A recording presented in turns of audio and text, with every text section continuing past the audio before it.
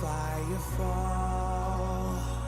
Come shake the ground with the sound of revival. Let heaven roar, the fire fall. Come shake the ground with the sound of revival.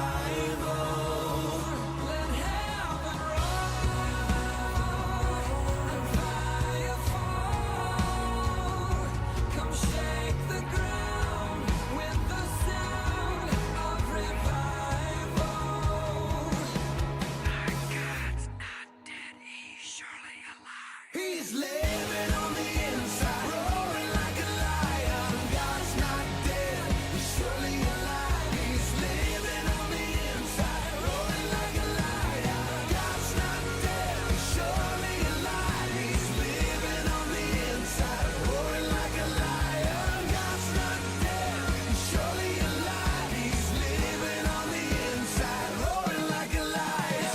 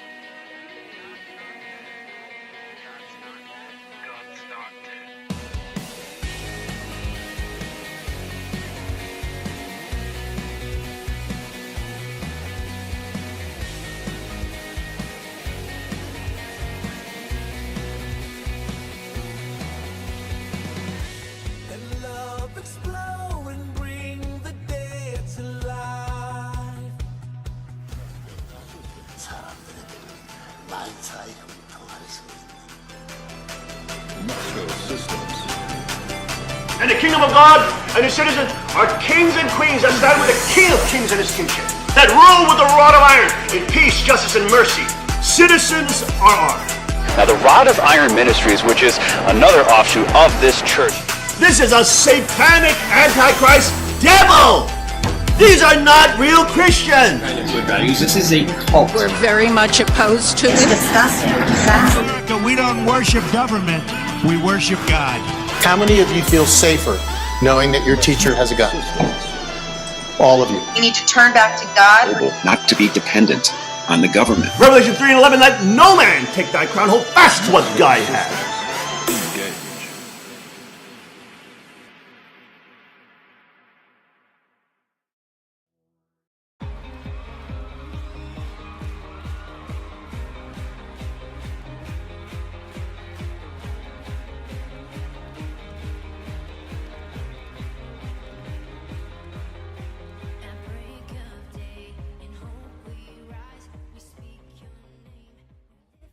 Good morning and welcome to the King's Report. It is Friday, May 25th, 2018. I'm your host, Cheongjin Sean Moon, the second king of Cheongguk. Let's go first to our AccuWeather forecast with Tim the Asian Elder. Tim.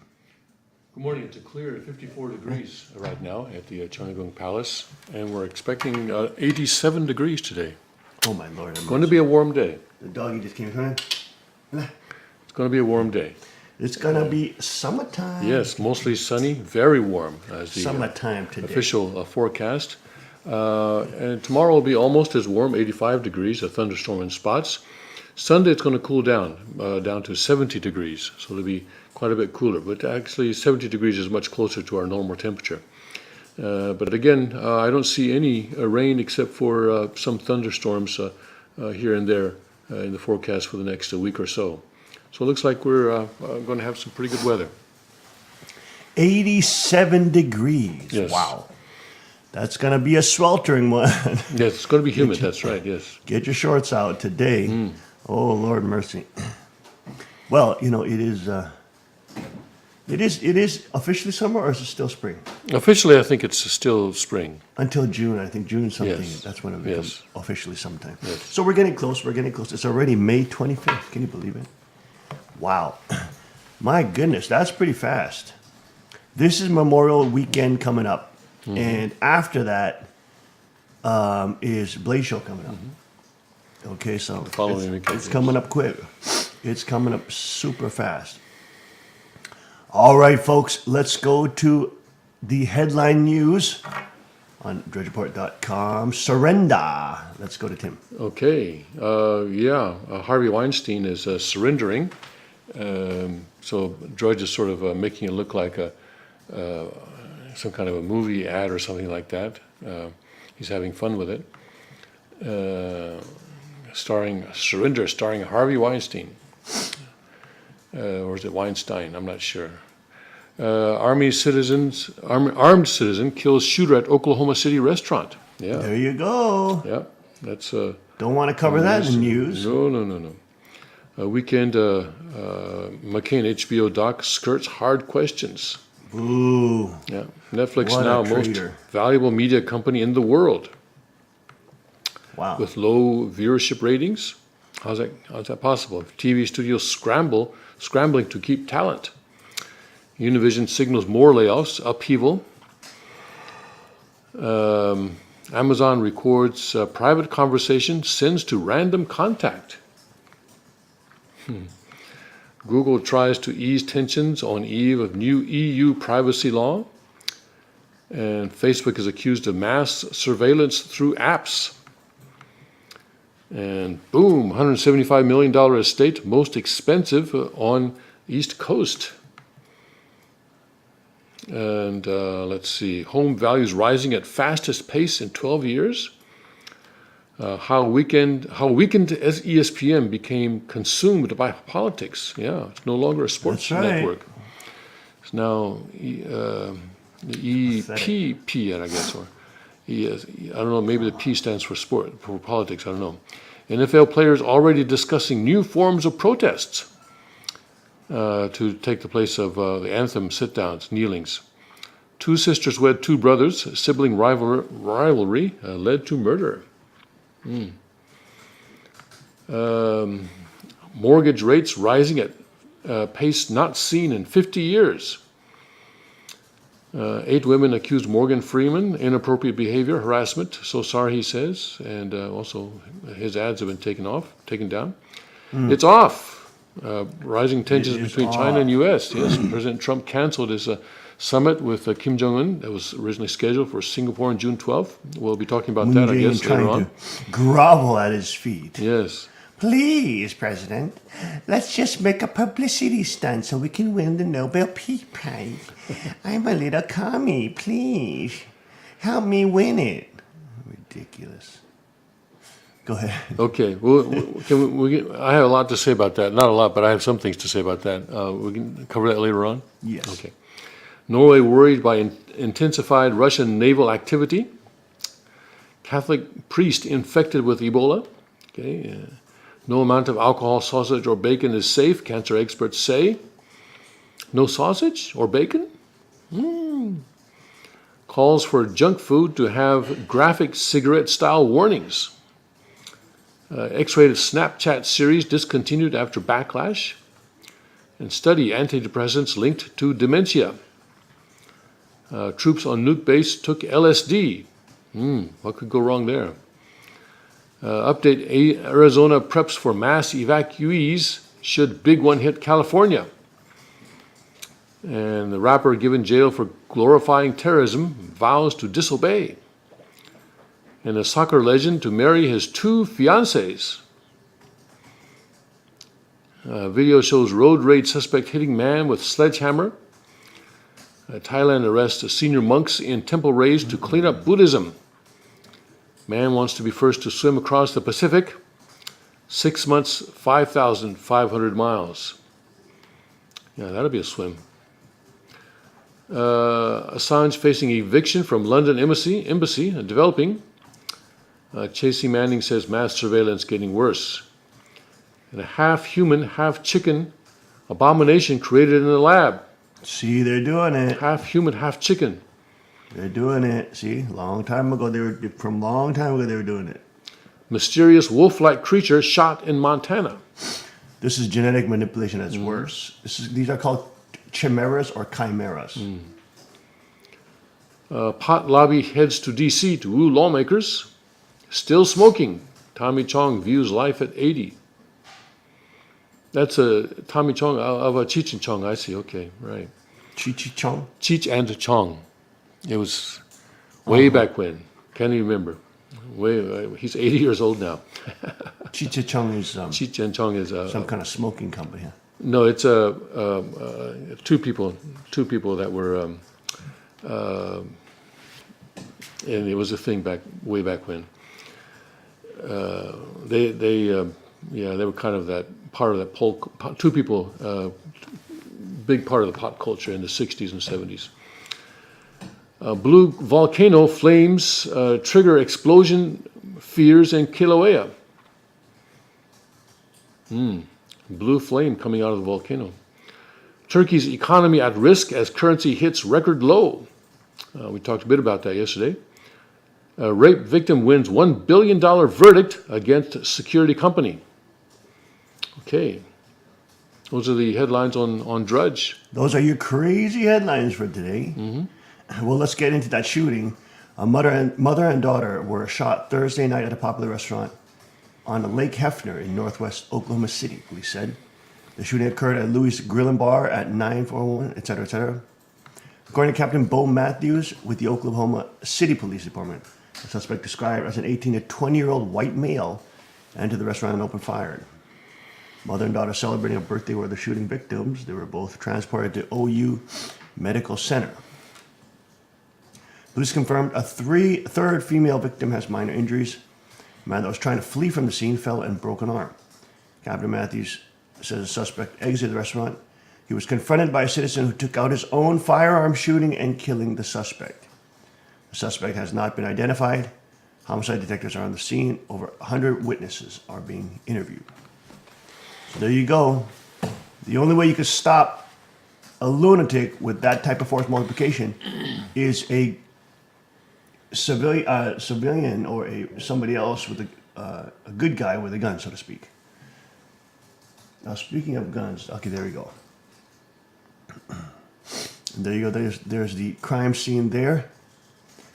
They don't know what happened, why this lunatic came in and just started shooting this mom and daughter and another woman, picking on girls. I mean, this is the ultimate example of picking on girls, isn't it? What a whacked out whack load. And of course, the citizen who was armed was able to shoot him dead. There you go, folks.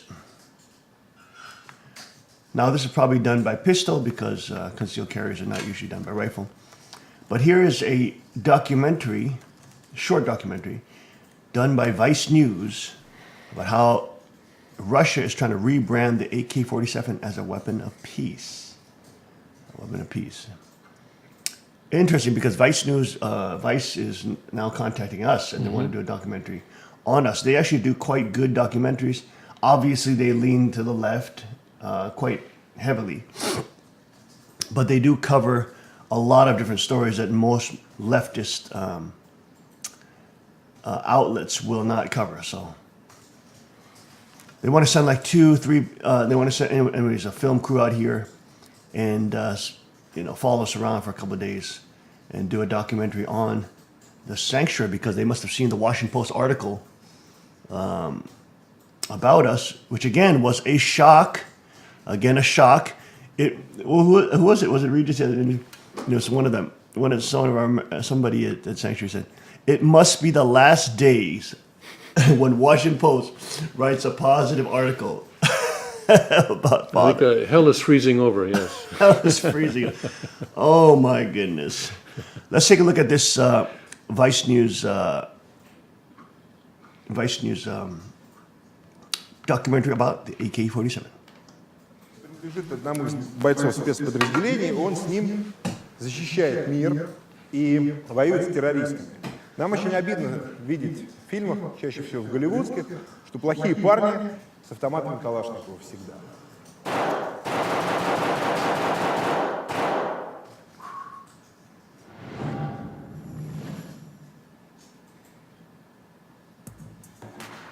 Kalashnikov assault rifles are some of the most widely used tools of war in both the 20th and 21st century. The original AK-47 model was designed by peasant engineer Mikhail Kalashnikov in 1947. Popular lore has it that if you bury it in sand for 20 years, it will still fire when you dig it up. And its simple design allows almost anyone to wield it. It made it onto the flags of Hezbollah in the country of Mozambique, while guerrillas like the Viet Cong or the Taliban used it in their wars against the United States.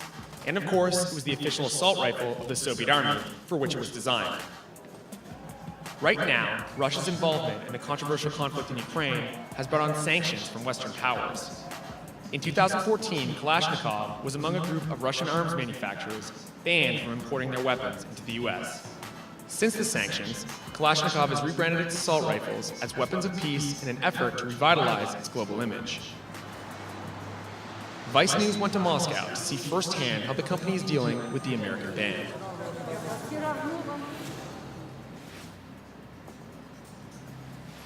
Alexei Krivoruchko is the 40-year-old CEO of Kalashnikov Group. He's been on the job over a year, and at one point in his career was a consultant for Rosaboronexport, the Russian state arms agency. Действительно, военное оружие, оно связано с геополитикой, ну и вообще с политикой. Но вот если говорить про влияние санкций, еще меньше года назад, месяцев 7 назад, у нас 80% оружия Калашникова было гражданским. И основной рынок был, конечно, США. То есть практически 90% экспорта шло в Америку. After U.S. sanctions, the company said it would turn away from the civilian North American markets it hoped to ship 200,000 rifles to, and instead continue selling weapons to militaries around the world to make up for the losses. For an average American, when they see Kalashnikov, they see the weapon of the enemy, whether that's the Soviet Union, Russians, or Taliban. Do you think maybe that the sanctions are a byproduct of that thinking? Ну, мне бы не хотелось так думать, и тем более я уверен, что вот все оружие, которое используется вот террористическими и прочими организациями, я уверен, что оно не нашего производства. Estimates put 100 million AKs in worldwide circulation, but the company said not all were produced by Kalashnikov. Some of those are outright knockoffs or licensed versions. And they make more than just the classic AK-47. They make assault rifles, missiles, cannons, and hunting weapons. Да, ну вот если говорить про модель 107, новый 107 автомат, то, конечно, это уже оружие будущего. И мы, кстати, его планировали в этом году продавать в Америке, но, к сожалению, не сможем этого делать. Kalashnikov invited me to a gun range in Moscow to test out some of its firearms currently banned for import into the US. To show me how to shoot, the company brought Russian shooting champion Andrei Kirisenko.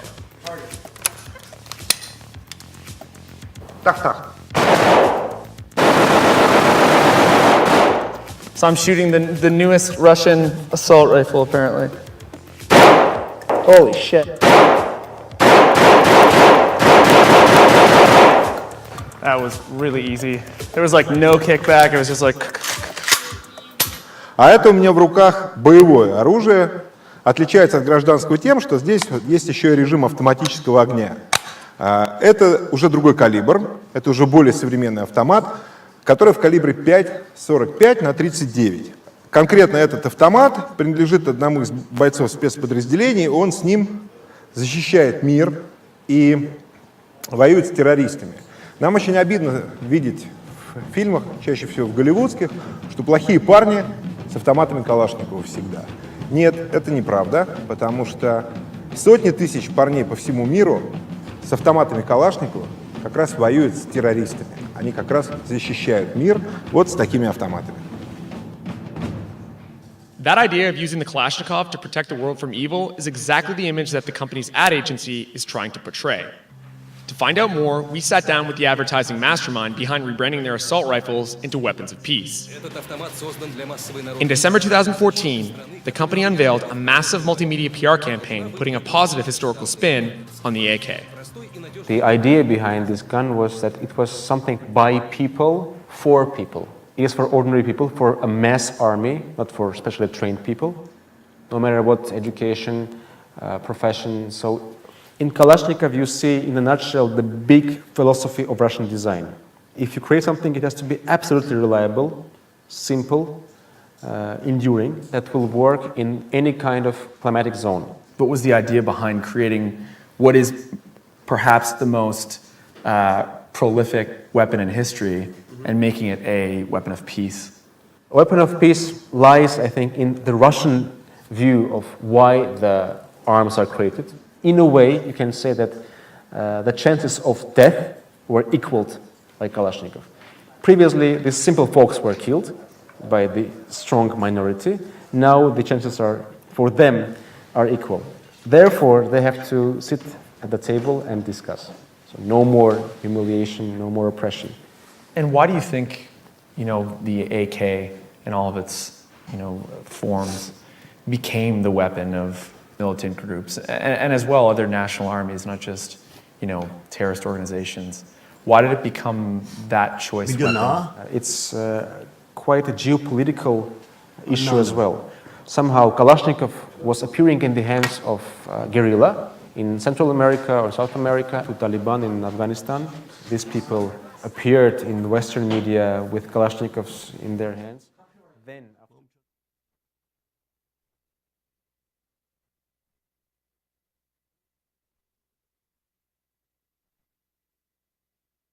involvement into Afghanistan, Kalashnikov went on.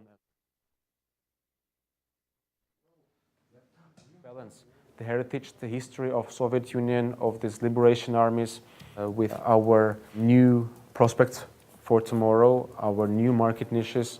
Our task in the project primarily was to pave this way to the future without getting rid of the past. Just as it was during the Cold War, the Kalashnikov has come to symbolize the standoff between Russia and the West. While sanctions might keep AKs out of the hands of American gun collectors, they won't prevent Kalashnikov from selling the so-called weapon of peace to those making war around the world.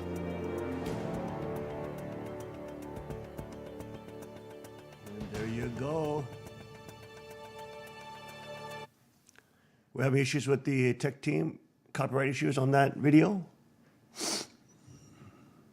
All right, let's take a break as we sort this out. I'll be right back after this. Stay with us.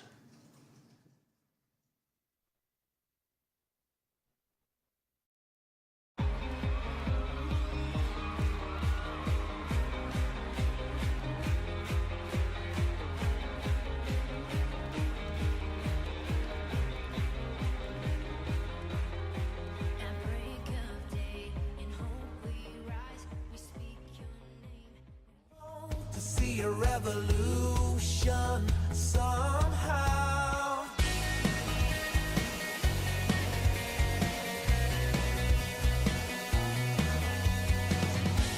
And love explode and bring the dead to life. A love so bold to bring a revolution somehow. No, I'm lost in your freedom. And this world I'll overcome. My God's not dead, he's surely alive. He's living on the inside, roaring like a lion. God's not dead, he's surely alive. He's living on the inside, roaring like a lion.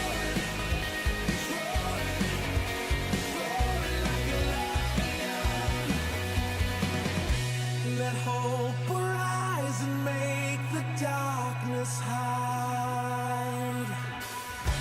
My faith is dead, I need a resurrection somehow. No, I'm lost in your freedom. Arms, Magnum Research, and Auto Ordnance. The Carr Firearms Group. With a diverse product line that blends American craftsmanship with cutting-edge technology. It's no secret why gun enthusiasts choose Carr Firearms Group. From the Desert Eagle and Baby Desert Eagle made famous by Hollywood. The history of the 1911 and the Tommy gun. To the best in compact concealed carry. Carr Firearms Group is not only the first name in personal defense, it's a name that has earned the respect of gun enthusiasts around the world. Concealment, innovative technology, value, accuracy, and history. Carr Firearms Group. Made in the USA. Visit carr.com today.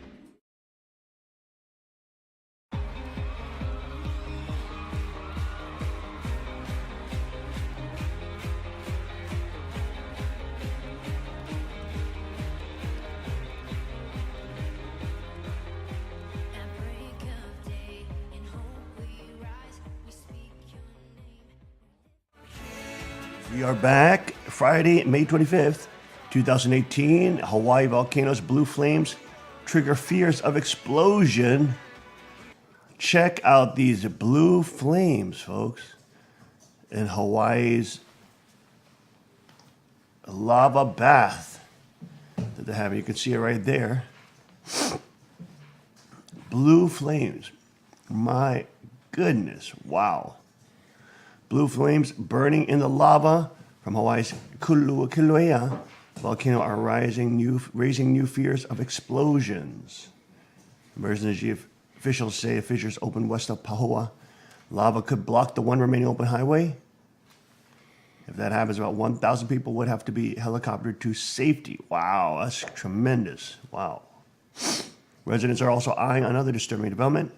After 3 weeks of gawking at images of bright red lava bursting skyward, the Big Island's focus has shifted to something blue and worrisome. Blue flames that indicate the presence of methane gas. Methane gas is a result of lava burning plants and trees. Scientists say it can trigger explosions if ignited while trapped underground. It's the first time, maybe the second time, I've seen the blue flames thing. It's very dramatic, very eerie. Geophysicist Jim Ikawa said. There it is. Look at those blue flames. Wow. For now, Kilauea seems to have spared a threatened geothermal power plant, but in communities like Leleina Estates, fountains of nearby lava threaten more homes, and there are also spots where officials worry about widening cracks. Look at this. We showed this yesterday. Look at those massive cracks under that house. Unbelievable. Look at that. Wow. That looks unreal, folks. It's literally the end times in Hawaii. Look at that. Look at those concrete roads just snapped in half. Golly. That literally looks like in the end times. How it's commonly depicted in Hollywood. Wow. That is fear. Those are some fearsome cracks on the ground. Look at that. Completely shattered in half. Mysterious wolf-like creature shot in Montana. Look at the large creature right here.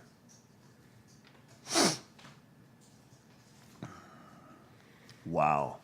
Massive.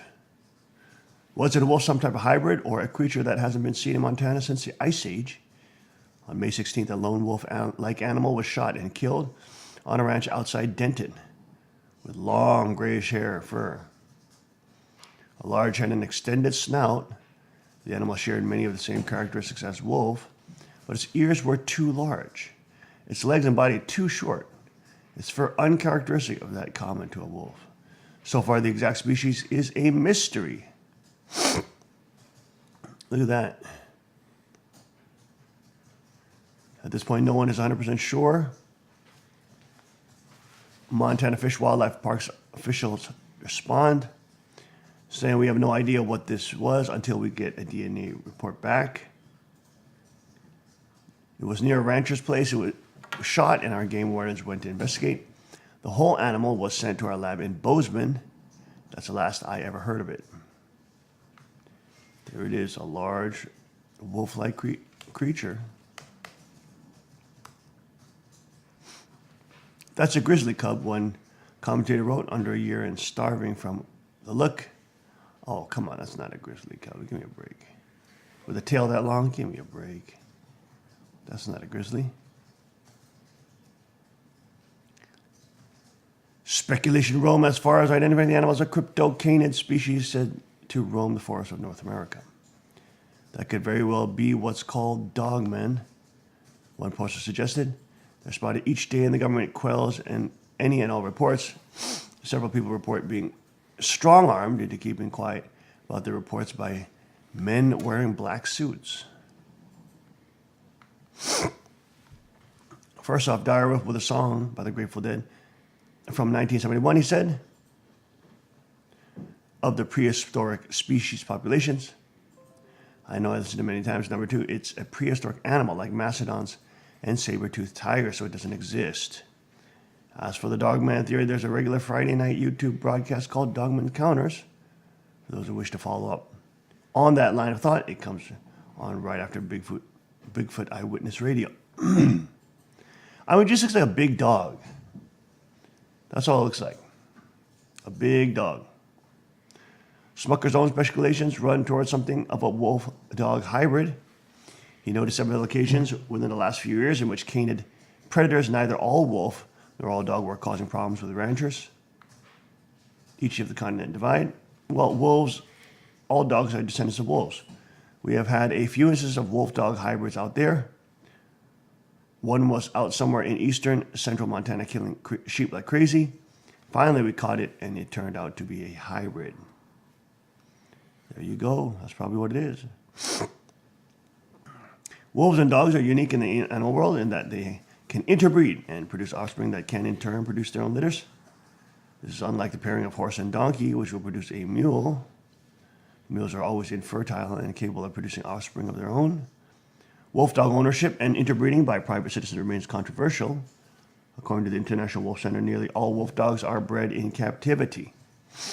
Wolves and dogs can breed in the wild, but this occurrence is very rare, largely because wolves are very territorial and more likely to kill an unfamiliar dog that enters their home range rather than accept it in the back and have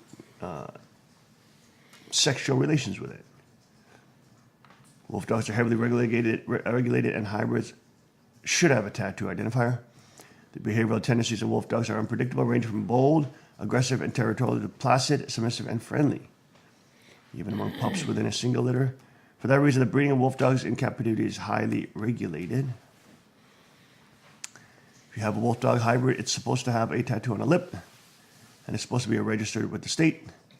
A lot of those people don't bother following regulations. It could be that. Wow, look how big those animals are. Wow. That's a wolf dog right there. Look at that. That looks like a wolf. Every year, thousands of pet wolves or hybrids are abandoned, rescued, or euthanized because people purchase an animal that they were not prepared to care for.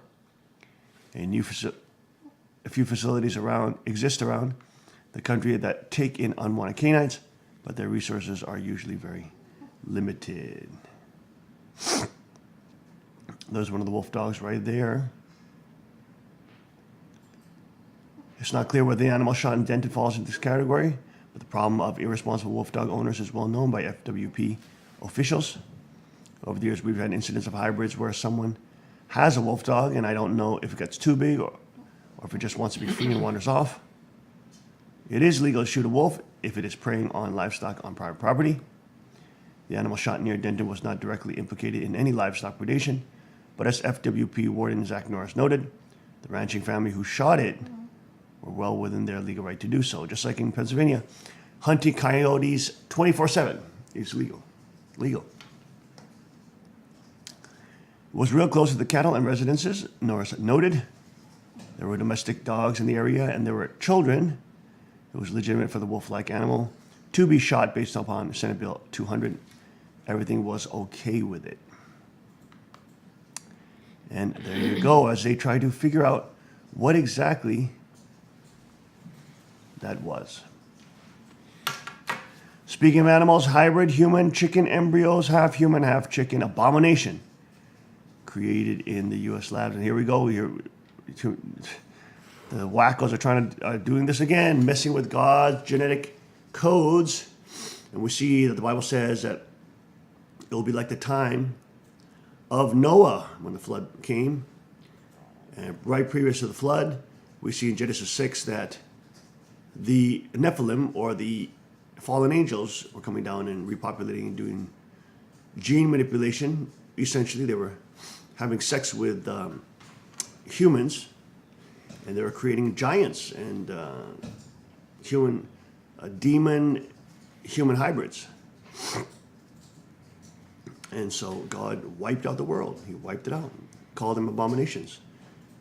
And here we go with these whacked out scientists doing it again, which they've been doing for 50 plus years, China especially, America following their lead. A team of stem cell researchers have done the seemingly impossible and successfully combined artificial human cells with the embryo of a chicken in a shock new experiment aimed at trying to better understand development. Now there's a problem because, when you talk about human embryos and human cells, that will become a human being, potentially. So now you're screwing with the life of a human being. And you're making this now living creature, which is combined with another animal, which has been artificially created. Okay, now what kind of, that brings up all sorts of issues with human rights. If this thing brings up, creates new diseases, which we're not immune to, will they kill it? They probably will. But then again, since it's part human, does it have human rights? In Chinese Constitution, it's very clear it will not. But again, that is a discussion that the sort of modern world has not had. Golly, folks. Rockefeller University. Oh, is it a surprise? Isn't it a surprise that it comes from Rockefeller University? There you go. But again, this is a very disturbing trend. And what's interesting is if you even bring this up, people will think you're crazy and conspiracy theorist. They don't understand these things actually are happening. But of course, there you can see it for yourself from Rockefeller University in New York, led by Dr. Ali Brivanlu, grafting petri dish grown human cells onto the embryo of a chicken. The scientists were, for the first time ever, able to observe how cells organize themselves. The study was published this week in the science journal Nature, where the scientists unveiled their inner machinations of so-called organizer cells. There they are, playing with human beings again. Look at that, playing with potential human beings. Boy, oh boy, that's very disturbing, very disturbing. It's all these scientists, these mad scientists, talking about, oh, it's a real advance. It's beautiful this can be shown without the need of using embryos. They're into thinking it's beautiful because they want to be the one that creates the human hybrid. And they always sell it to you as if, this is for your health and this is for, solving cancer. And it'll be there for treating debilitating diseases. Always research for cancer and debilitating diseases to sell to the public. No, it's just whacked out billionaires trying to find life extension technology or screw with the whole environmental eco-cosmos, where which they can feel like they're God, manipulating the actual codes of life. I mean, what a power trip! They think that they can manipulate and play with the codes of life, folks, without any consequence or any side effects. Look at these whacked out mad scientists and whacked out liberal lunatics who have created all sorts of hell on earth unintended consequences, and they want to now play with the human gene code, splicing it with chickens and cows and lavacas and bulls. And I mean, they are out of their freaking mind. And God hates this. This is an abomination. God absolutely hates this because they are thinking they're the creator. They're thinking they understand the entire architecture of the universe and all its potential unintended consequences that this dangerous type of activity will have. What kind of new bacteria will be formed? What kind of new,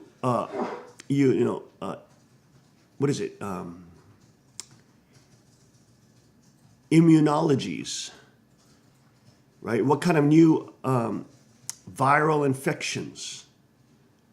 What kind of new resistances to the current level of medicine that we have will be formed with these kind of crazy, mad scientific Frankenstein type of experimentation.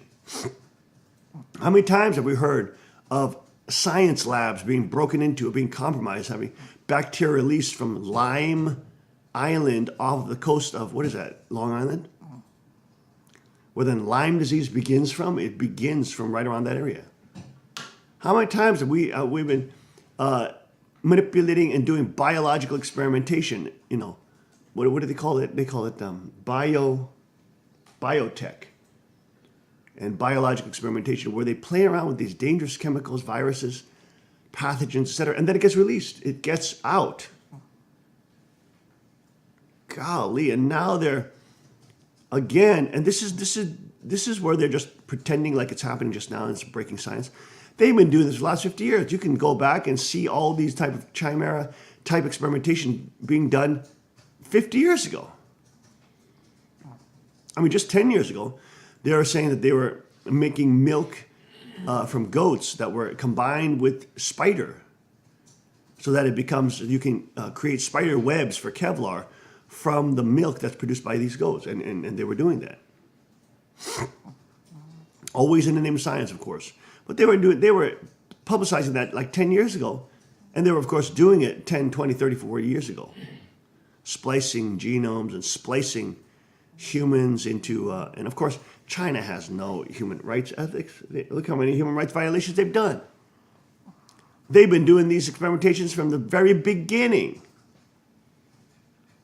They don't give a hoot about what human beings and ethics are involved in this, and potential life that could be human rights issues that could be, violations. They don't give a schmita hoot. Lord mercy. This is really disgusting and really, it's abominating. It's abominating. I don't know if that's a word, but anyways, it's an abomination. It's really dangerous and very disturbing. Very, very disturbing. But again, these mad scientists and their quest to be gods and feel these power trips of, yes, we are playing with the codes of the universe. I mean, stop playing with these. There's some things which you're not supposed to play with, you dumb ashtrays. Otherwise, you screw it up for everybody else with your dumb unintended consequences of new viral and bacterial infections and potential mass, diseases that could spread from these kind of crazy chimeras. Lord, this is unbelievable. Stop mucking around with nature and creation. You are not. The Bible says, Psalm 19, the heavens declare the glory of God. The firmament declares his handiwork. Not you, you basket case beta male little brain. My brain size is so, I'm proud of my brain. I think I'm smarter than everybody else. You're not as smart as God, you trash head, mad scientist, Frankenstein, new potential genociding, virus creating dumb bum idiots. Now tell us what you really think, is what they say. Ridiculous, folks. CNN Politics reports Assange's refuge in Ecuadorian embassy is in jeopardy. Look at this, folks. They're coming after Julian Assange, and President Trump must protect him. Julian Assange was essential in President Trump's victory against Hillary, the witch Clinton. Communist News Network reporting Julian Assange's nearly 6-year refuge at the Ecuadorian embassy in London is in danger, opening the WikiLeaks founder to arrest by British authorities and potential extradition to the U.S. Multiple sources with knowledge tell CNN. While Assange has in the past claimed his position in the embassy was under threat, sources now say his current situation is unusually bad and that he could leave the embassy any day now, either because he will be forced out or made to feel so restricted that he might choose to leave on his own. His position there is in jeopardy, one source familiar with the matter said. Assange's exit from the embassy could open a new phase for U.S. investigators eager to find out what he knows. CNN reported in April 2017 that the U.S. has prepared charges to seek the arrest of Assange, who U.S. intelligence agents believe Russia used as an intermediary to distribute hacked emails from Hillary Clinton's campaign during the 2016 presidential election. Assange and his lawyers say he has been detained without charge for 2,720 days, 53 of those gagged and isolated from visitors and outside communications, and that there is not a shred of evidence that Assange has done anything but publish material just as the established media do every day. So there you go. Now, Assange should absolutely be protected because, again, unlike CNN, this man was revealing things about the actual candidate, Hillary Clinton. That should have been known to the American people. And this is, of course, far beyond her 30,000 acid-washed emails, illegally, sending classified documents to citizens, which, of course, is a federal crime. All those kind of insane things. Benghazi telling them to stand down and die. I mean, just all sorts of incredible criminal activity. Mena, Arkansas, and her husband and her being kingpins of the drug trade and CIA heroin trade down there. I mean, and the murder trails that follow them. Just the list goes on and on and on. And what was it? Assange was the one who was exposing this stuff. He was exposing her relationship to Marina Abramovich and the Satanist circles that she hangs around in and parties with. Why would you be partying with Satanists? We know she's a known liar. We know she was being handed the questions before the debates. We know that she stole the election from Bernie Sanders. We know there was total corruption and collusion to bring in the agent Hillary Clinton, who, of course, is funded by George Soros, him being her #1 campaign contributor, with, of course, ties to the Rothschilds and the Bilderberg Group, the biggest criminal cartels, crime syndicates on the planet. We know she's involved in pay-for-play. We know she can be bought off by the highest bidder. Saudi Arabia, China, Russia, you name it, she's involved with it all. And, of course, trying to blame Trump for the crimes that she's committed. This is, of course, the Democrats. They do the crimes and they say, no, look, it's my opponent did it. You see what I'm saying? We're talking about pedophile networks. We're talking about Satanist circles. We're talking about wicked, wicked witch of the West. Unbelievable. Unbelievable. Why doesn't this woman just go away? President Trump should be prosecuting her. Jeff Sessions, that piece of trash, should be prosecuting her and putting her behind bars. Or if she's tried for treason, I mean, she could have the death penalty if she's tried for treason, because she's definitely a treasonous criminal, pay-for-play criminal that is working for foreign powers that are infiltrating these United States of America. So she could be tried for treason. I mean, he could go after her for treason. There's plenty of dirt on her. And all these idiots around President Trump trying to tell him that Julian Assange must be put in prison. They should be put in prison. Assange was absolutely essential in the Patriot movement to help President Trump get elected.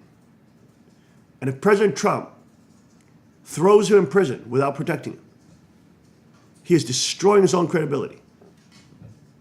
And a massive part of his voter base who understands the value of Julian Assange and of real media during the campaign trail will not vote for President Trump and will separate from him because they will see that he is a politician that has become one in part with the deep state.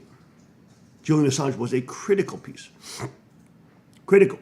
Working directly with Roger Stone, Alex Jones, maybe not directly, but at least releasing information to their contacts. Critical piece of the American people understanding the larger picture of who this wicked woman, Hillary Clinton, was. So President Trump must protect this man. Of course, CNN is frothing on the mouth to get him arrested. We'll have to see what happens. Ronaldinho denies report he will marry his two fiancées in August ceremony. His two fiancés. Brazilian football legend Ronaldinho. No, not Ronaldinho. Ronaldinho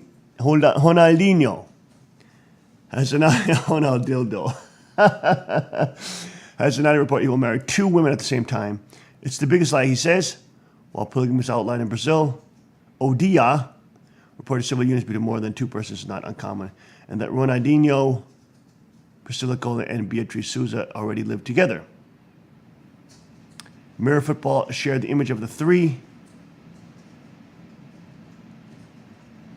He claims it's not true, but there are these polygamists that are out there.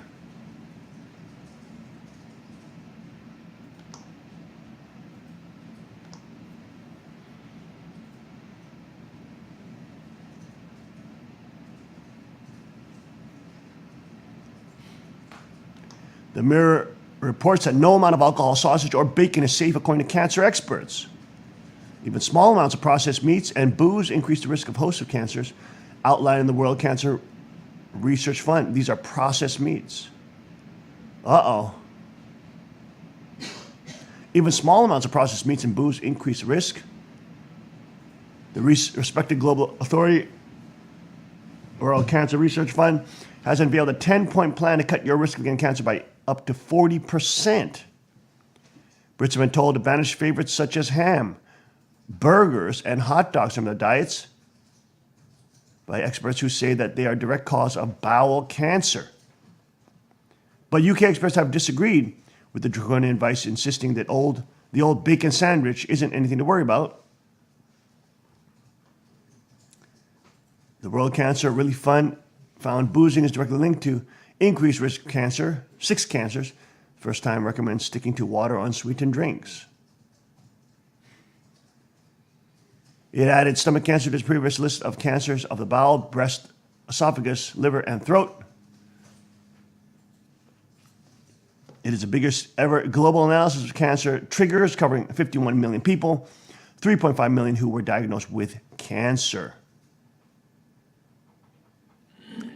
Cancers of the liver, ovary, prostate, stomach, throat have been added to those of the bowel, breast, gallbladder, kidney, esophagus, pancreas, and womb, which are directly caused by obesity. I see. So are they saying that because you become obese, you get cancer? Even small amounts of alcoholic drinks can increase the risk, etc. On processed meats, it added that no level of intake can confidently be associated with a lack of risk of bowel cancer. Cutting down on steaks and other red meats such as lamb and pork can reduce the risk of bowel cancer. Dr. Gyoto Mito says we are making for the first time separate recommendations on sugar-sweetened drinks, and the recommendation is to drink water and unsweetened drinks and to limit consumption of fast foods and other processed foods. When we talk about cancer prevention, the strong evidence is that we need to follow a package of lifestyle behaviors. Individuals need to follow as many of these recommendations as possible, not just some of them. The best advice is not to eat processed meat. The risk does increase with consumption. There's bacon.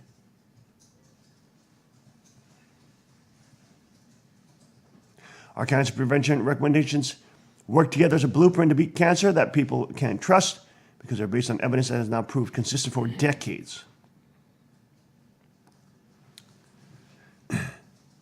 They said that on current trends, fat will overtake smoking as the number one risk for cancer in 20 years. It is built as a comprehensive package of behaviors that are the most reliable blueprint available for living healthily to reduce cancer risk. Staying physically active directly protects against 3 cancers: bowel, breast, and womb. Exercise also helps prevent people being overweight, which is a known cause for almost all cancers. Detailed advice to prevent obesity-linked cancers, including avoiding too much fruit juice and drinking water instead of fizzy drinks. To stay active, the report says families should minimize screen time in the home and walk regularly. The blueprint also advises eating fruit, vegetables, and beans daily. That's good. Cancer Research UK said cutting out booze and processed meats altogether was not needed. Professor Linda Bald, UK prevention expert, said a bacon buddy or glass of wine every so often isn't anything to worry about. It's the things you do every day that matter most. Building small changes into your daily life, like choosing sugar-free drinks or walking more, can add up to a big difference for your health. Around 1 in 6 deaths annually worldwide are due to cancer, and this is increasing as more countries adopt Western lifestyles. New cases of cancer are expected to increase by 58% to 24 million globally by 2035. Here's a 10-point health plan. Be a healthy weight. At a healthy weight, be physically active. Number 3, eat a diet rich in whole grains, vegetables, fruits, and beans. That's good. 4, limit consumption of fast foods and other processed foods, high in fat, starches, or sugars. 5, limit consumption of red and processed meat. 6, limit consumption of sugar-sweetened drinks. 7, limit alcohol consumption. 8, do not use supplements for cancer prevention. 9, for mothers, breastfeed your baby if you can. And 10, after a cancer diagnosis, follow these recommendations. Those are good recommendations. I mean, those are not bad recommendations. So is California going to outlaw bacon now? Probably. A new study shows some antidepressants, bipolar medications, and Parkinson's drugs links them to dementia. Not surprising, given that on the tab or the insert, it says these antidepressants may give you suicidal or homicidal tendencies, which may be the reason why that every single one of the active shooters that we've had in the United States were on PCPs and or antidepressants. Totally ridiculous. All right, folks, we're going to take a short break, and we will be back right after this. Stay with us on the King's Report.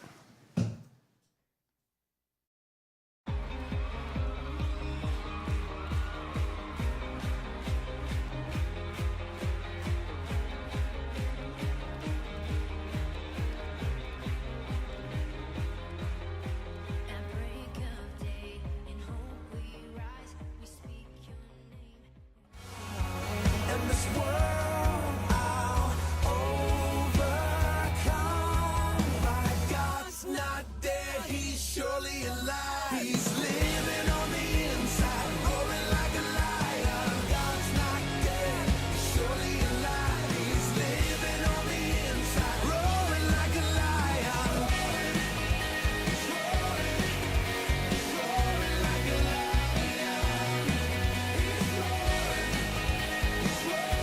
Let heaven roar and fire fall. Come shake the ground with the sound of revival. Let heaven roar and fire fall. Come shake the ground with the sound of revival. Let heaven roar and fire fall. Come shake the ground with the sound of revival.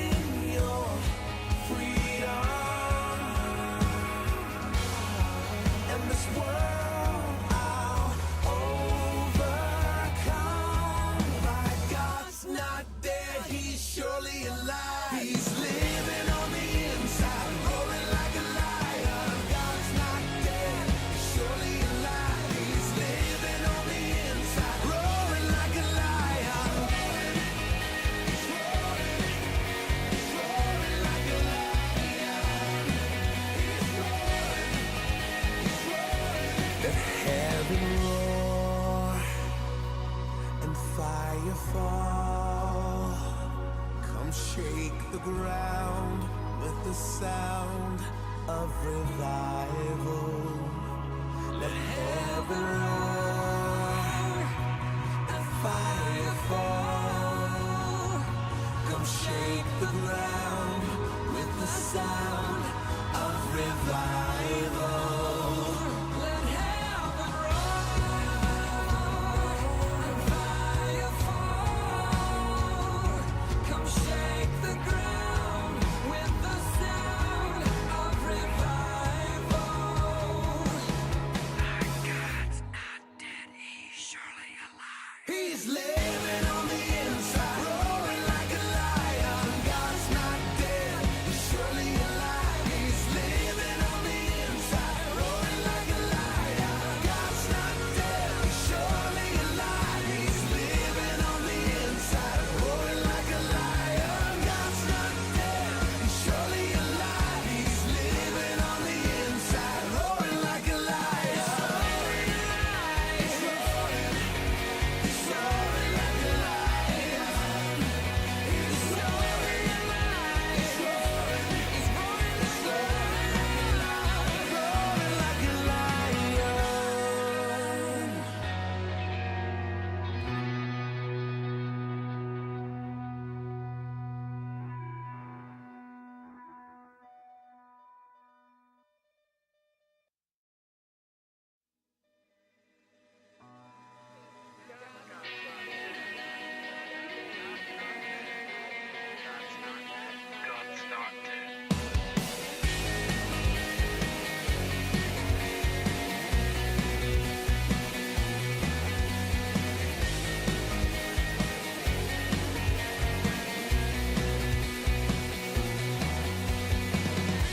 Let love explode and bring the dead to life.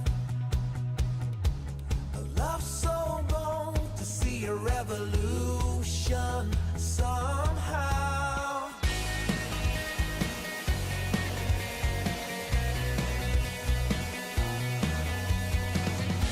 Let love explode and bring the dead to life. A love so bold to bring a revolution somehow. No, I'm lost in your freedom. And this world I'll overcome. My God's not dead, he's surely alive. He's living on the inside, roaring like a lion. God's not dead, he's surely alive. He's living on the inside, roaring like a lion. He's roaring like a lion. Let hope arise and make the darkness hide. My faith is dead, I need a resurrection somehow. No, I'm lost in your freedom. And this world I'll overcome. My God's not dead, he's surely alive. He's living on the inside, roaring like a lion. God's not dead, he's surely alive. He's living on the inside, roaring like a lion. He's roaring like a lion. He's roaring. Let heaven roar and fire fall.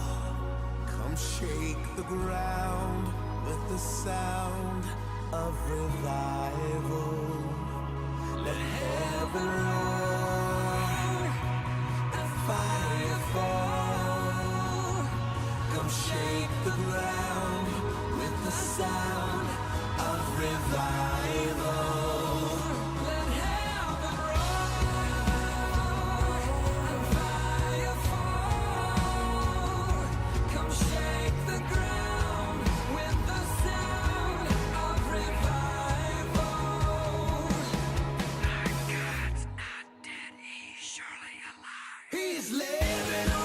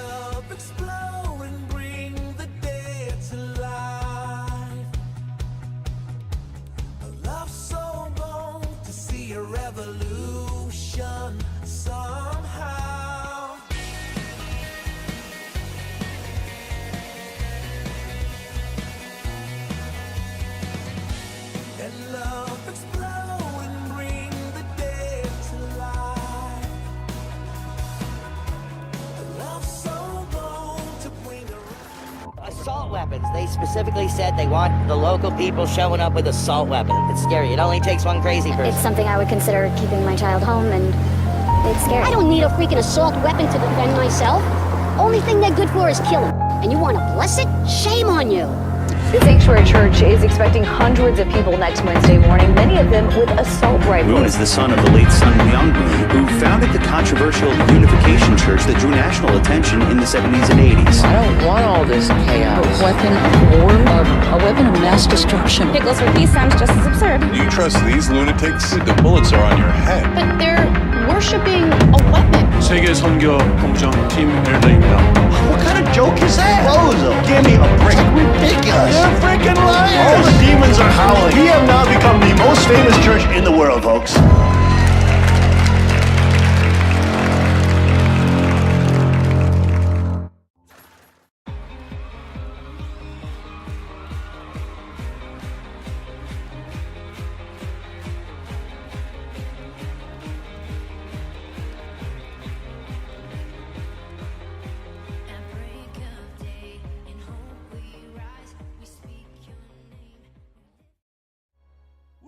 And we are back, folks. Friday, May 25th, 2018. Wow.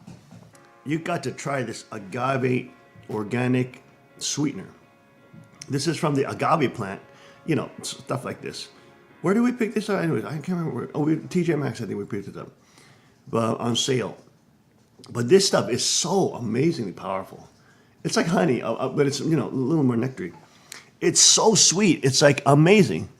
Honey is probably one of the most delicious, sweet, natural things you can eat. And it has a lot of antibacterial properties. I bet you this also has the same similar antibacterial properties, but I know honey does. What a tremendous, powerful boost. Boom, nails you in the morning. All right, folks, let's go to Kalawan Noir in his new video.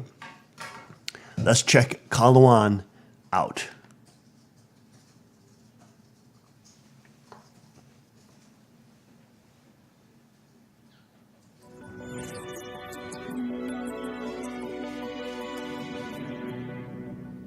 Can anyone tell me the last time a mass school shooter left a manifesto, a comment on social media, or a video where they said they were inspired to commit their atrocity by a firearm? Name one. I'm sure you can, and neither can I. Because as much as the media love to pivot the conversation after a mass school shooting to gun control, the pen is still mightier than the sword. These kids aren't being inspired by an innate hunk of plastic and metal laying on a table.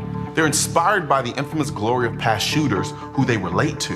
And no entity on the planet does a better job, whether directly or indirectly, of glorifying these killers, and thereby providing the inspiration for the next one, than our mainstream media.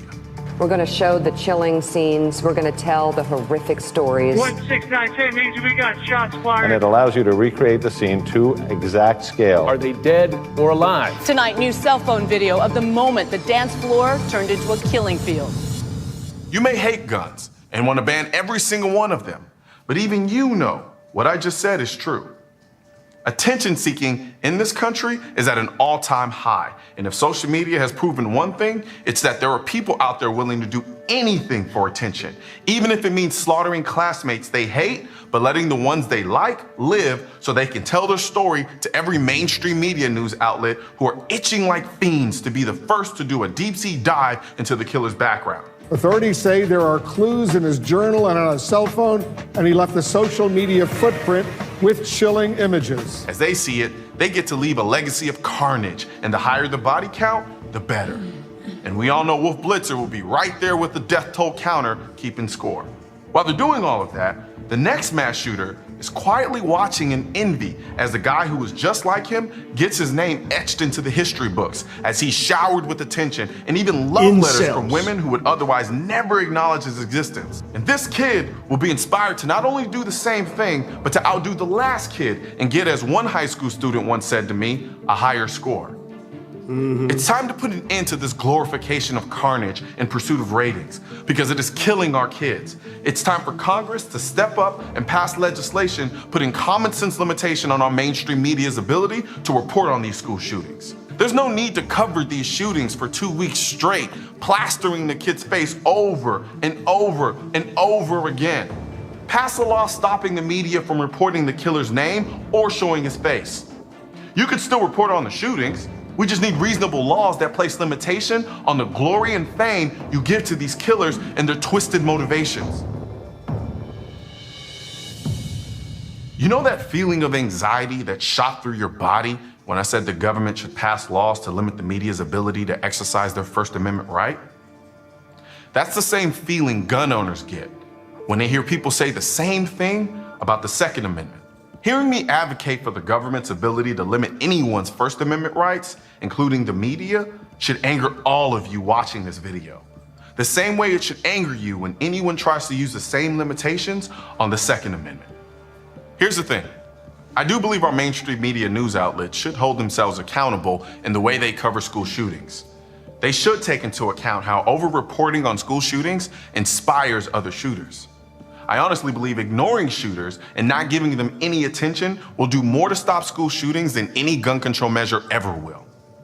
However, I vehemently disagree with the government infringing on the media's First Amendment rights the same way I don't believe the government should infringe on anyone's Second Amendment rights. The solution to the problem we all want to solve will only come with a firm commitment to all of our rights, not just the ones you think are important. And that's the reality. The left is not after the guns because they want to save kids. They're after the guns because they want to disarm the population. That's what they're after. And we belabor that point just billions and billions of times on the King's Report, but it's just so obviously historically true. Every single totalitarian regime must disarm their threat for them to enact and have their cult of power, where they're above the law, they can do whatever they want, they can run pedophile rings, do whatever they want. And they have no recourse. People have no recourse.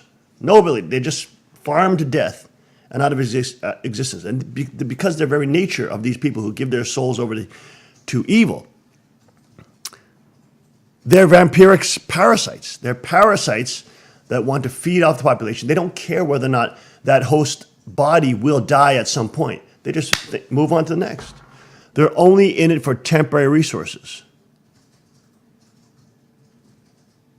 Kill the host now, they don't care if it's going to die in 3 years, 5 years, 20 years, doesn't care. They just want it now. It's like the addict who wants the fix. They don't care what their health is going to be like in 20 years. They want the fix now. Oh, Lord mercy. But that is Kalawan Noir's new commentary. Let's go to Grant Stinchfield and the success of the NRA's National School Shield program. Let's take a listen. Hi there, folks. I'm Grant Stinchfield. Welcome to NRA Carry Guard Daily. Ron Beatty, a county commissioner in Massachusetts, says he's got an idea to end school violence. That's him. He's calling for his home state to implement the NRA's School Shield program in all its schools. Beatty says the comprehensive program addresses the many facets of school security, and it certainly does. Good luck on that, I recently spoke with the chief of police, Eric Kaiser of Jordanton, Texas, just south of San Antonio. His department was the first to implement the NRA's School Shield program. What we learned from the School Shield program was just some of the things that police often don't look at. Part of the program was having the officers go back up to the school at night and walk portions of the school where students don't frequent as often. People are focusing on the phenomenon of the school shooter, but there's all kinds of safety issues that schools face day in and day out. And this was a very comprehensive program that we were very impressed by. We've had nothing but good experiences with our various NRA programs that we've participated in, and it is our plan. They really care for their kids. We should recommend this to the local sheriffs. Officers from across the state of Texas came into Jordanton, Texas, to learn from the NRA School Shield program and how it's been instituted there. So the NRA School Shield program spreading across the great state of Texas.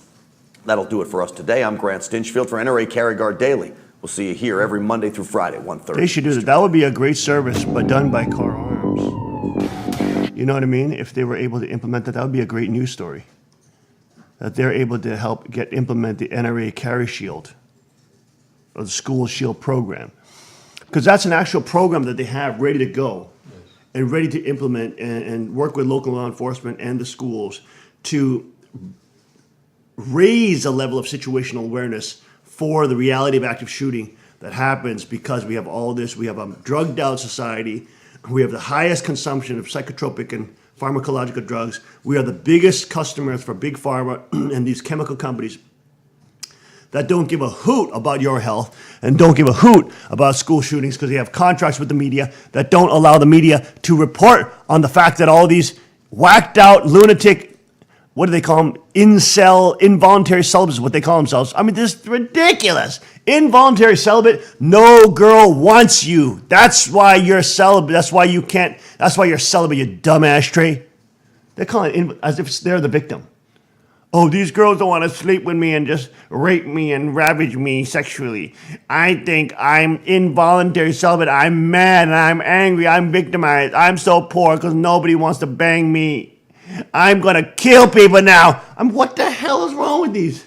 These people are nuts. Talk about victimhood on steroids. My golly, this is like the age of victimhood. Who can outdo one another in this social media contest of attention seeking, guilt shaming, narcissism. It's a joke. It's a total joke. It's like absurd. Oh my Lord. But that would be great if we could help get this NRA National School Shield program implemented in the schools in Pennsylvania. That would be great. Who do we talk to for that? We could talk to the commissioners, couldn't we? To the schools. Talk to the schools directly? The school boards, yes. School boards. Directly to the school boards. Yeah, because they have to, I attended the seminar on this program. In Oh, Dallas. you did. Okay. And they said approach the school boards. Yeah. And also the PTA. Sometimes, if the school board is not so interested in the PTAs or the principals. Mhm. Yeah. Well, we do know we know the principal up there in Newfoundland. Yeah. They should implement that program. Maybe we could, since our church is there in Newfoundland, we could, and we've talked with the principal because of the 228 event. Mm-hmm. So then maybe we can tell them, recommend that they should look into the NRA's National School Shield program. Now, the NRA does not do this itself. It's not NRA going into a school. Rather, the NRA connects the school to experts, the security experts. In that area. Somewhere in the country. And they come to the school and they say, okay, well, show us your emergency plan.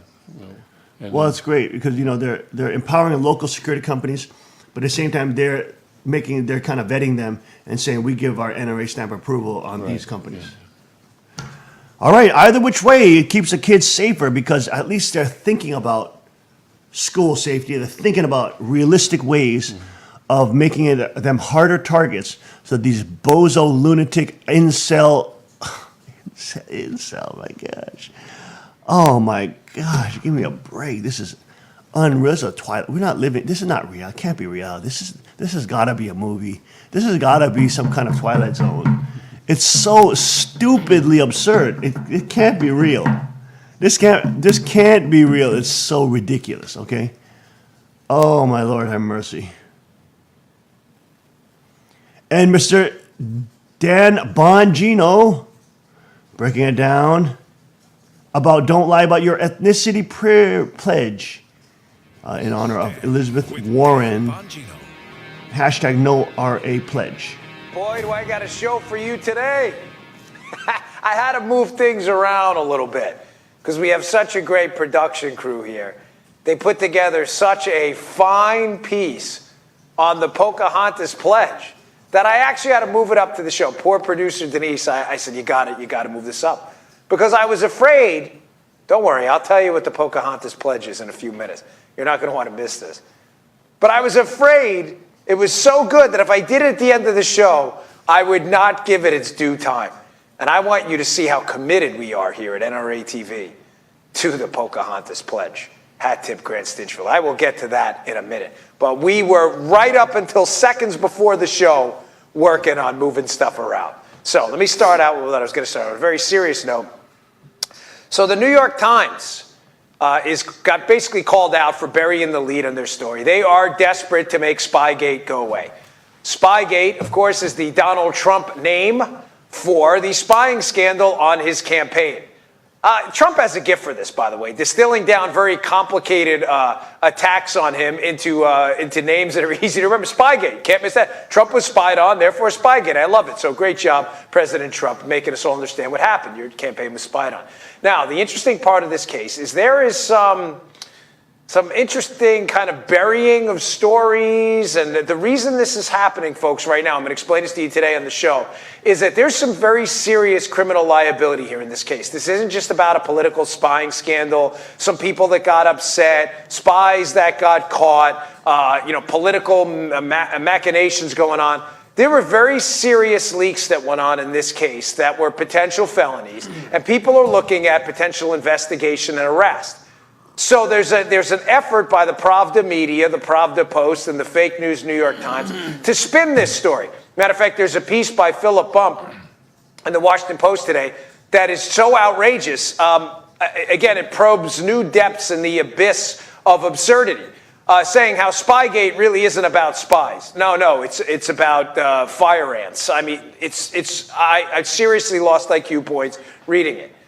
Now, to show you what's going on, let's do this a little out of order first.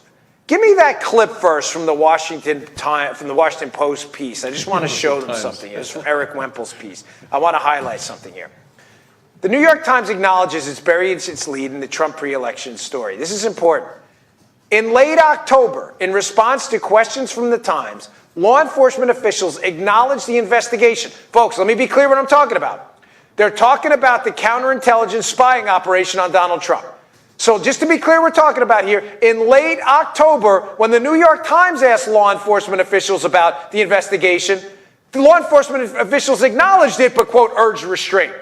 They said they'd scrutinized some of Trump's advisors, but had found no proof of any involvement with Russia hacking. The resulting article on October 31st reflected that caution and said that agents had uncovered no conclusive or direct link between Mr. Trump and the Russian government. Now, let's make this super simple. The New York Times in October was told by some law enforcement entity about the existence of a super sensitive spying operation against Donald Trump.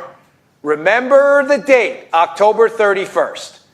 Now, I want to play for you some testimony of Jim Comey, the lead law enforcement official on this case. This is the director of the FBI, in front of Congress. This is after, that was October of 2016 they're talking about. This is Jim Comey in and around March of 2017, testifying up on Capitol Hill about the same case to Congresswoman Elise Stefanik and painfully trying to justify why they didn't tell Congress about the case, but the New York Times is A-OK. Play cut number one. Thank you, Mr. Crawford. Ms. Stefanik's recognized. Thank you, Mr. Chairman. Thank you, Director Comey and Admiral Rogers, for your testimony today. My first set of questions are directed at Director Comey. Broadly, when the FBI has any open counterintelligence investigation, what are the typical protocols or procedures for notifying the DNI, the White House, and senior congressional leadership? There is a practice of a quarterly briefing on sensitive cases to the chair and ranking of the House and Senate Intelligence Committees. And the reason I hesitate is, thanks to feedback we've gotten, we're trying to make it better. And that involves a briefing of the Department of Justice, I believe the DNI, and some portion of the National Security Council at the White House. So if that's quarterly... To brief them before Congress is briefed. Did you hear it? Tell me you heard that, because this is important. That's Jim Comey telling Congresswoman Elise Stefanik in 2017, after the October article comes out in the New York Times exposing the investigation.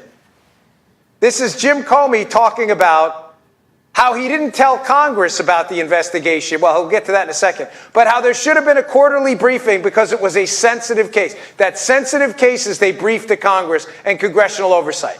As long as they're sensitive. Keep the word sensitive in mind. Don't be sensitive about it. I've said sensitive a few times because I want you to pay very close attention to the word sensitive. Jim Comey, I brief Congress quarterly as per practice on sensitive cases. Sensitive counterintelligence investigations. Play cut two and this will all make sense. So since in your opening statement you confirmed that there is a counterintelligence investigation currently open, and you also referenced that it started in July, when did you notify the DNI, the White House, or senior congressional leadership? It's a good question. Congressional leadership, sometime recently, they were briefed on the nature of the investigation in some detail, as I said. Obviously, the Department of Justice has been aware of it all along. The DNI, I don't know what the DNI's knowledge of it was, because we didn't have a DNI until Mr. Coates took office, and I briefed him his first morning in office. So just to drill down on this, if the open investigation began in July and the briefing of congressional leadership only occurred recently, why was there no notification prior to the past month?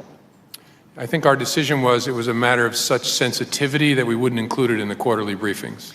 So when you state our decision, is that your decision? Is that usually your decision what gets briefed in those quarterly updates? No, it's usually the decision of the head of our counterintelligence division.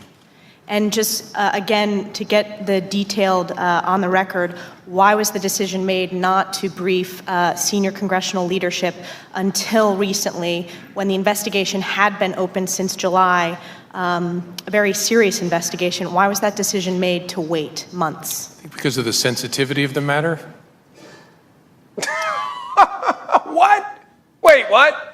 You just told us that you brief Congress quarterly on these investigations when they're sensitive. Well, why didn't you brief Congress about this one? Because it was sensitive.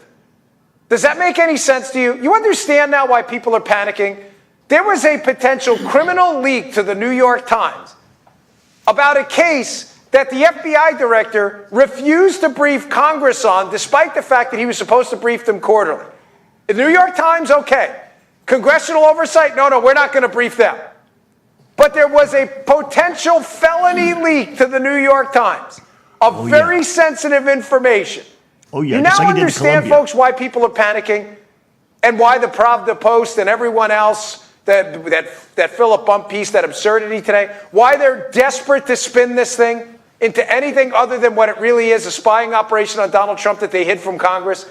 Because there may be people investigated and arrested here. Now, unlike liberals, I'm not advocating for police state tactics. If there's no evidence there were felony leaks and no crime, then there should be no investigation, no arrest. I'm telling you, the New York Times knew about it before Congress did. Somebody leaked. There he goes. Watching TV as we're watching. This is the 30-year. Did you see this story, Denise? Let's go to... status as an American Indian. There he is, with Pocahontas. Questionable minority status at best. Now, Elizabeth Warren took a pledge recently that is ridiculous, absurd, at some points hysterical. Play the cut from Grant, setting up what Elizabeth Warren's pledge was, and I'll talk about the new pledge we're all going to take. And we originated Operation Nothing Triggers Like Truth to expose the deceit of progressive politicians like Elizabeth Warren. So that's why I'm taking the No NRA pledge. I'm running for re-election to the U.S. Senate here in Massachusetts, and I pledge not to take a single penny from the National Rifle Association. Fake Indian will be defeated by real telling Indian. The truth is simple and effective. And Americans who don't live in Washington or work in the media overwhelmingly support the truth. But now we're seeing something different. We're seeing freedom-loving Americans lead the charge, speaking up, demanding the truth, marching away from mainstream media. This is taking back the truth in action. So that's why I'm taking the Don't Lie About Your Ethnicity pledge. I pledge to never lie about my ethnicity to get a job I'm not qualified for. The people of America deserve to be represented by someone who will not lie about their ethnicity to advance their own interests. My papa had high cheekbones like all of the Indians did. It is time we strip politicians like Elizabeth Warren and the media of their stranglehold over the truth. You ever see the Guinness commercial? You know the Guinness commercial? Brilliant! Brilliant! That was brilliant! How did I not think of the Pocahontas pledge? I love Grant. He's my buddy, so hat tip to Grant for a wonderful idea. This is the greatest idea ever. We're all going to take on this team the Pocahontas Pledge. I will lead this. I am hereby taking the Pocahontas Pledge, and I pledge to you, my loyal audience, who I love to death, I will never, ever fake my ethnicity to go out and get a job I am not qualified for. You have my solemn promise. I am Italian, Irish, German, and some other stuff, which we have no idea. But I will not claim that other There's some other stuff. is something of a minority status to get a job I am not qualified for, because we don't know what the other stuff is. It's a long story, I won't bore you with. But you can see I'm mostly Italian, hence the name Bongino. But this is not a Roman nose. It's been broken a few times. It's my mom's nose. My mom was Irish and German. Now we have such a great staff here at NRA TV that we're hoping to start a movement with the Pocahontas Pledge. A movement I hope spreads virally across the country, where honest, patriotic Americans take the Pocahontas Pledge and pledge to be honest about their ethnicity on job applications in the future. To show you that we practice what we preach here, that we have skin in the game ourselves. These are some members of the production. There we go with at NRA Bongino and TV, the NRA team taking the breaking it Pocahontas down. Pledge. I'm taking the Pocahontas Pledge. I'm taking the pledge. And I'm taking the pledge. I'm taking the pledge. I'm taking the pledge. There you go, folks. Good folks. Good I folks. said- All right. That is it for NRA TV. Let's go to that meeting with Trump and what's her name? Moon Jae-in. And what has come of it? Kim Jong-un. And the meeting of Kim Jong-un now that Yes, they're talking yes. about they were canceled. Let's They're go to that canceled, article, yes. Tim. Let's go to Tim. So yesterday morning, President Trump put out a statement, tweeted, and also published a letter that he sent to Kim Jong-un saying that the summit that was scheduled for Singapore on June 12th was canceled. And of course, the liberal media has taken this opportunity to really pile on President Trump, saying that there's a foray into high stakes diplomacy has flopped. I think that was the Washington Post headline at one point, saying that, oh yeah, he wasn't prepared, that's why he had to cancel, this kind of thing. But I disagree. I think that President Trump is doing exactly the right thing at this point in the game. And it is, he wrote the book, The Art of the Deal, and I think this is part of it. I think walking away from a deal is certainly part of coming up with a good deal in the end. Right. I want to look at the Breitbart's article because I think they do the best job in covering this. White House summit canceled because North Korea never showed up to planning meeting. A senior White House official told reporters Thursday afternoon that North Korean officials failed to show up at preliminary meetings in advance of a scheduled meeting between President Donald Trump and dictator Kim Jong-un on June 12th, prompting the cancellation of that meeting. Now, in his letter, Trump says that it was a various it was the attitude of the North Koreans, and I think I'm going to get to that because I think that's very important. But a White House official, though, is explaining yesterday afternoon that there was more than that. That the North Koreans are not showing up to a meeting. The official said that the North Koreans received every opportunity to continue these talks, but stopped picking up the phone when the Americans called. The official recounted the events that spawned consideration of a U.S.-North Korea summit and the events that led to President Trump's decision to cancel the summit that had been planned for June 12th. And this has been North Korea's tactic in many years, many decades. Just at one point, you just fall silent or change attitude or renegotiate things that have already been agreed on or things like this. And until now, the West has been, South Korea and the West have been allowed themselves to be manipulated by these North Korean tactics. And Trump just said, no, right. I'm not going to have any part of this. I'm just going to walk away. So I think that's why I think he refused to play by the old playbook. I think it was a good thing that he did that.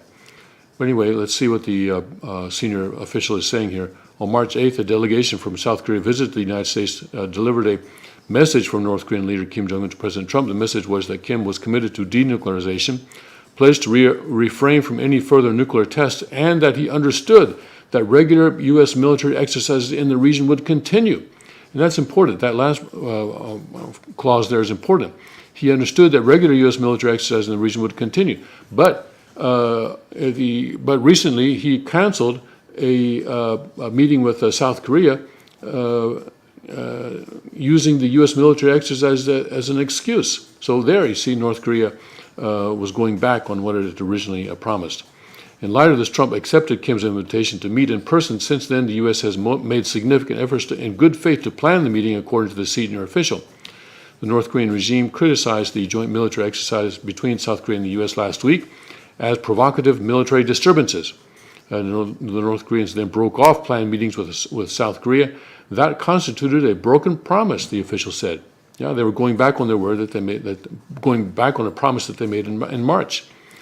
During U.S. Secretary of State Mike Pompeo's second trip to North Korea, the North Koreans agreed to meet again in Singapore ahead of the planned summit between Kim and Trump to establish the logistical details of the meeting. That meeting was to occur last week. So North Koreans and U.S. officials were going to meet in Singapore last week to, make preparations, logistical preparations. The White House sent its deputy chief of staff and his advance team to Singapore to prepare and meet with North Korean officials to prepare for the summit. They waited and waited. The North Koreans never showed up, the senior White House official said. The official remarked that while it appears the North Koreans shut down a nuclear test site on Thursday, the U.S. still does not know if this is the case for sure, as experts have not been given the opportunity to inspect the site. The official said that the White House hopes this is the case, but they do not know for sure. The North Koreans had promised Secretary Pompeo that international experts and officials would be invited to witness and verify the destruction of this nuclear site. However, the official noted that the North Koreans broke this promise, and in the end, only journalists, that is to say, non-experts, were invited to witness the event. It is possible that tunnels that are part of the site were not actually destroyed. The senior White House official cited one of those journalists, Ben Tracy of CBS News, who has reported that they, as journalists, are not nuclear experts and could not verify whether the nuclear test site was actually closed. There were no experts on site to make such a verification. The United States has made several attempts over the past week to make contact with North Korean officials, but those attempts have not been successful. The official recounted that last night marked the first communication the White House has seen from North Korea in the past week. The regime issued a threatening message as a propaganda release that in part invited the U.S. to, quote, meet us in a meeting room or encounter us at nuclear-to-nuclear showdown, unquote. They claimed that North Korea is a nuclear weapon state and singled out and attacked the Vice President of the United States. Quote, this strange lack of judgment, combined with the broken promises over the past weeks and North Korea's suspension of direct communication with the United States, suggests a profound lack of good faith, unquote, the senior official said. The president's goal has never been just a meeting, but the complete denuclearization of the Korean Peninsula. Trump and Kim have communicated through intermediaries, including Pompeo, in the course of the planning process for talks, but not directly, according to the official. Trump has communicated constantly with allies about this meeting, including just this week with South Korean President Moon Jae-in. The Trump administration was in contact with the South Koreans and Japanese on Thursday morning.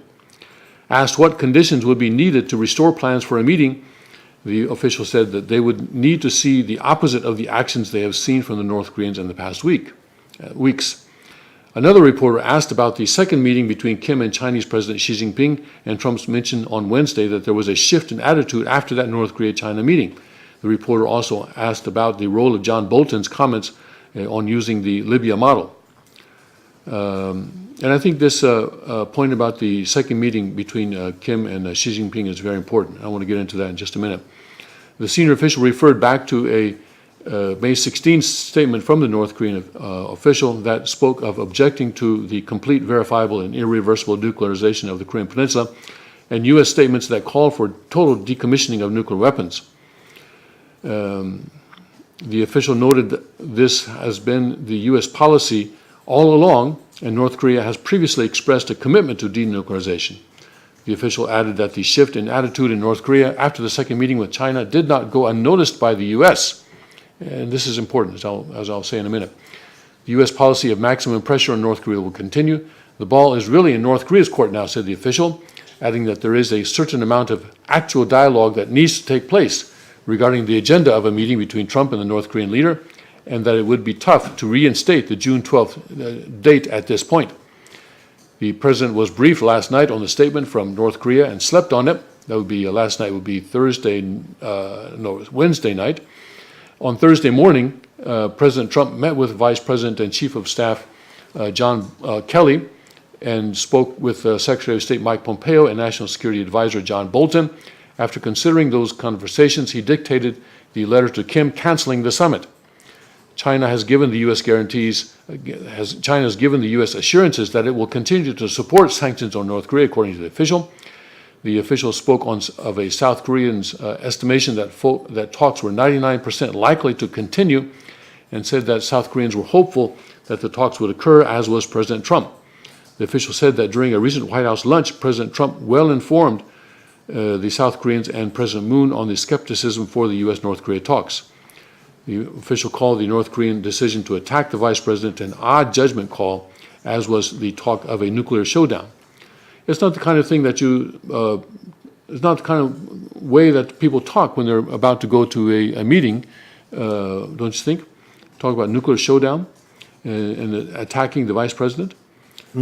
Conversations between the U.S. and South Korea and U.S. and Japan involve administration officials just below President Trump, according to the official.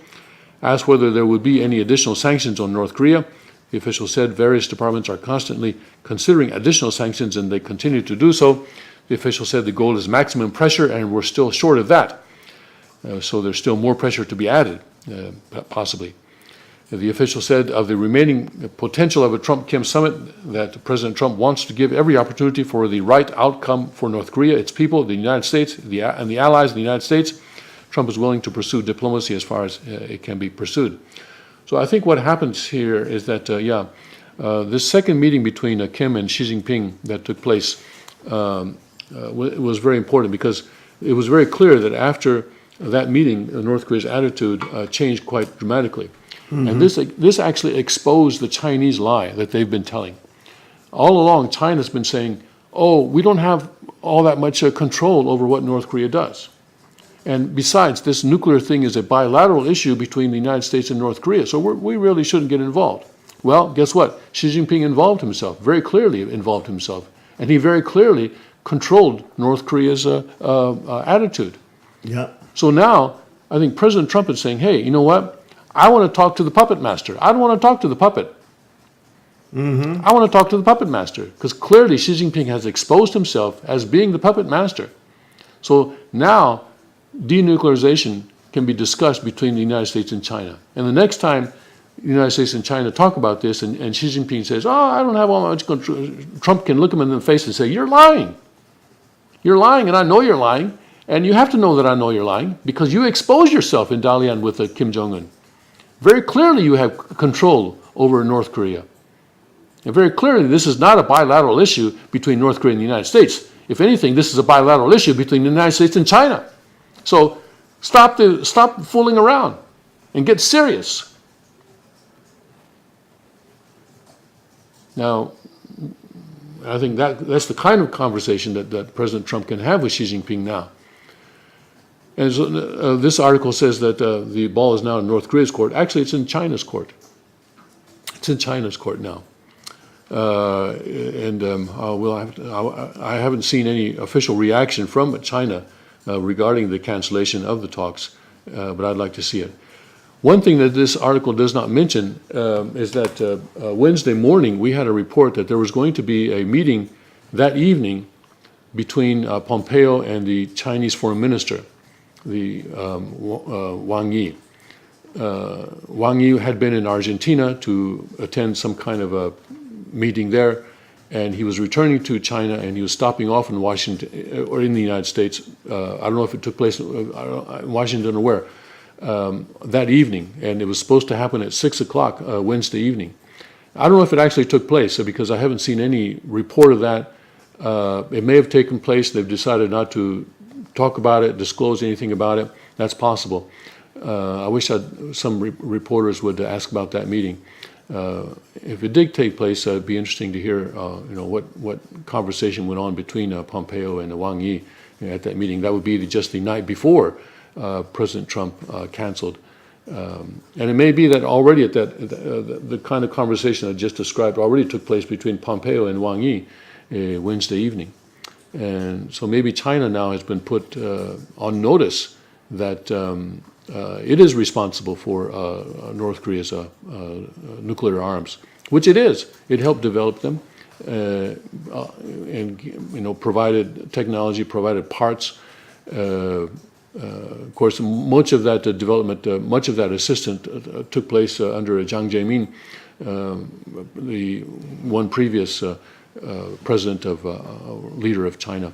But still, China has to take responsibility for what it did in North Korea, and I think now President Trump is in a position where he can hold China accountable. So I think that this cancellation was a good idea for now, but it's all part of the process, though, and I'm sure that there will be talks. But U.S. and China have to talk about this first, I think. So that's my take. Well, great breakdown on that, Tim. The puppet master really has exposed himself, and President Trump is going to put more pressure on the Mr. Emperor Xi of the wicked, demonic, atheist, Red Scare China, devil-worshipping commies. And really, they've been the real powerhouse in Asia, and they've been really the ones behind the scenes, and everybody in Asia understands that, and that's a very good breakdown now that it's been exposed. It's not only just speculation anymore. The West can't say, oh, they don't know. It's now been completely exposed. The funny thing is that even though China was always saying it's bilateral between the U.S. presidents were agreeing. They were saying, yes, that's true. Yes, that's true. Yes, that's true. Now it's been completely exposed. Now all these bozos have been caught lying. The reality of North Korea, and only Trump, because of his tough stance and getting Kim to try to come to the table for serious talks, he's the one that exposed it. And now he's saying, no, it's off. All right. You're going to act like this, it's off. You're going to talk like this wackiness about trying to, killing the vice president and, these other wacky statements of nuclear showdown. Forget you. Bye-bye. We're off the table. And he is just saying, no, I'm going to embarrass you publicly. I'm not going to be there to give you a little Nobel Peace Prize and have you guys win some stupid fake awards from the liberal left media. I am serious about peace. I'm serious about denuclearizing you. And if you're not serious about it, you don't want to do the 10-year plan where we'll infuse billions of dollars into you and make you basically into a mini China where you can rule and reign, still have your power, but that you have to do, in exchange for that, you have to denuclearize. We're not going to do it. And so even though that deal was on the table, it looks like they're starting to back out, and or Trump is still negotiating. We'll see what will happen. But excellent breakdown by Tim right there, exposing the real puppet master, Xi Jinping and China and their red dragon, red horse of the apocalypse power, and the havoc that they're wreaking upon this world. They can no longer stand behind the scenes pretending that they are good guys. They are the wicked evil, one of the wicked evil forces of the apocalypse, the four horsemen, and of course, the red horse at that. Let's go to our Rima right here. We'll do it right here live so everyone can see. Right here, boom. This beautiful leather-bound Bible. Boom. And we are here in God's marvelous plan for the Gentiles. We're in Ephesians 3. Surely you have heard about the administration of God's grace that was given to me for you. That is a mystery made known to me by revelation, as I've already written briefly. In reading this, then, you will be able to understand my insight into the mystery of Christ, which was not made known to people in other generations, as it has now been revealed by the Spirit of God's holy apostles and prophets. The mystery is that through the gospel, the Gentiles are heirs together with Israel, members together of one body, and sharers together in the promise of Jesus Christ. There you go. Even the Gentiles become heirs, and not only the Jews, to Christ and His promise. And of course, this is the real scripture that allowed for Christianity to not only spread but also to say, hey, we're not only centered around Israel. This is one of the main criticisms that the Methodists or evangelical communities will have against this sort of Messianic Jew dominant sort of wave that's coming through evangelical Christianity, which is that, in order to be Christian, you have to support Israel, or you have to have a real, just Israel has to be the one because God's promises for Israel. But of course, they will lead you, the Methodists and those criticizing those people like, Jonathan Cahn, etc. They will say, no, look at what Paul said. Paul said very clearly in Ephesians 3 that the mystery, through the gospel, the Gentiles are heirs together with Israel, not only just Israel, or not through Israel, like was the early debate between Paul and Peter in the early days. Not through them, but together with them, members together, one body, and shares together the promise of Jesus Christ. And this is such an incredibly important thing for us as well, because even in our church, it's been the idea that they have to come through. Christians in general will have to come through Israel in our sense, in our culture, the family fed, all this kind of stuff, through our leaders, through this. But it's been, again, who will be the heirs with Christ? Who will stand with Christ at the final hour? Who will not betray him? And of course, you can see now with the second king and the three kingship providence that Christians are the ones who are standing in the front of the line. They're the ones that are getting beyond all those who, quote, disciples who followed, but of course betrayed Christ at the last moment because of political expediency and for power and money, which of course is dried up, and now they have none of that, and they have of course lost their soul, their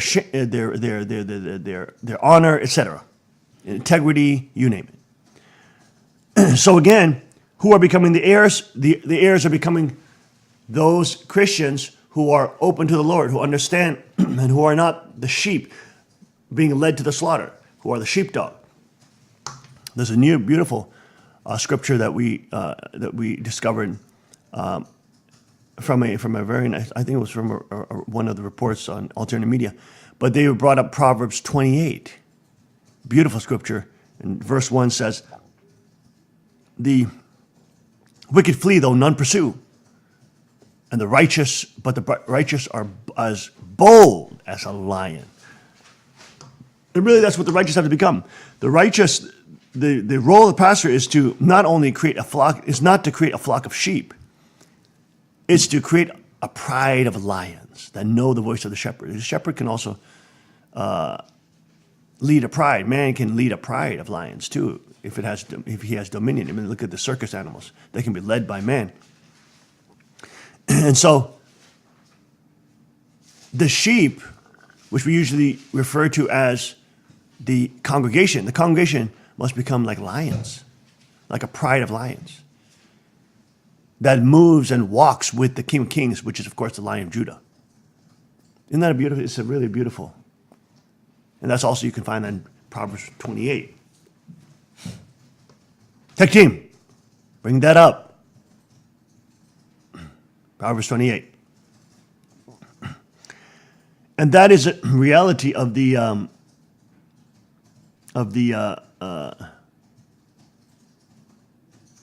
there is righteous are bold as a lion. The wicked flee though none pursue, but the righteous are as bold as a lion. Bam. You see that? Isn't that beautiful? And so the role of the pastor is to help the congregation become like a pride of lions, become like lions, become powerful. And that's why, of course, they should be learning all the PPP militia blessings of the kingdom of God. And that's why we train and arm our congregation so that they become like lions, so the wolves fear them. The wolves should not see congregations see a bunch of sheep. They should see a bunch of lions, a pride of lions that stand with the King of Kings. Again, co-heirs with Christ, heirs with Christ and his regal royalty, his lion, the king of the animal kingdom, sort of, the symbolic, metaphorical, description of Christ as the Lion of Judah, the most powerful of the animal kingdom. Of course, as the Bible says here, we see that the righteous must be bold as a lion. And of course, that's connected to Christ, being bold in Christ, being bold in the King of Kings, being as lions, and the brides of Christ being as lionesses, ready to fight and to hunt for the King of Kings. You see? And so the civilization of the kingdom of God is a civilization not of sheep, but of lions. Woo!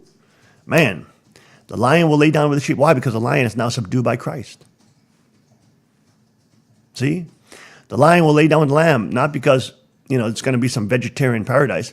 It's because the lion is now subdued by Christ.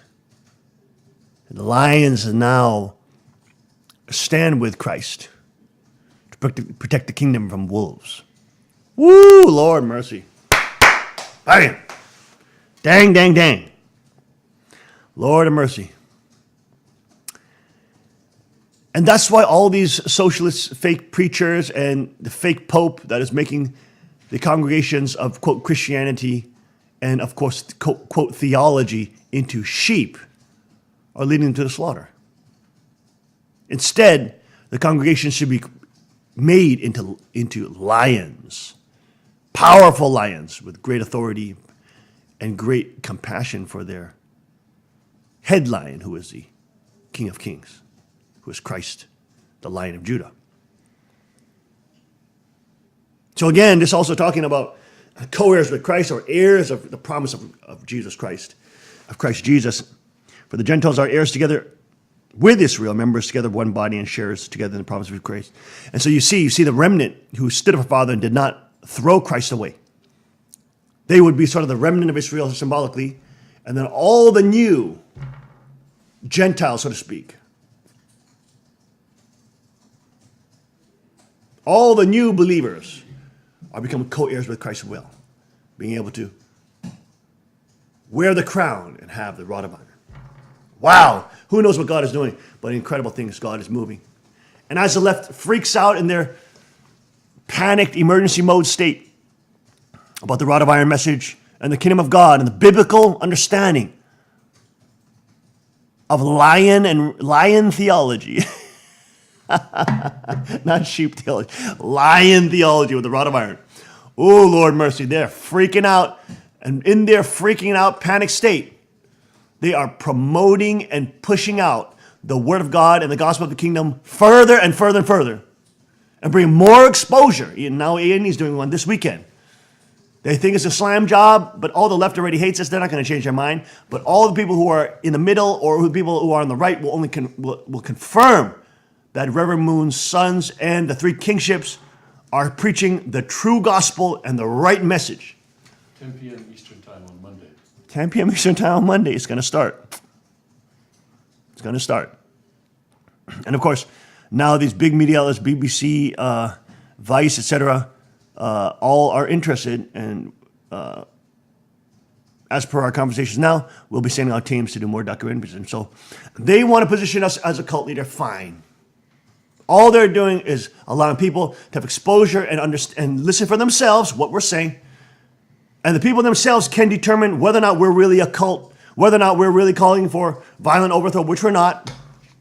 We are talking about civilian armament. We're talking about the congregations of Christ-loving people becoming lions, not sheep. We're talking about standing with Christ in the rule of the rod of iron as he determines himself, and preaching the gospel of the kingdom to all world, to free all peoples from the oppressive, centralized, archangelic, satanic governments, and to allow them to have free will, liberty, and protection of their natural God-given rights that are bestowed to them by Almighty God, the Most High. Folks, we'll take a short break, and we'll be right back after this with our special guest interview. We'll be right back. Stay with us.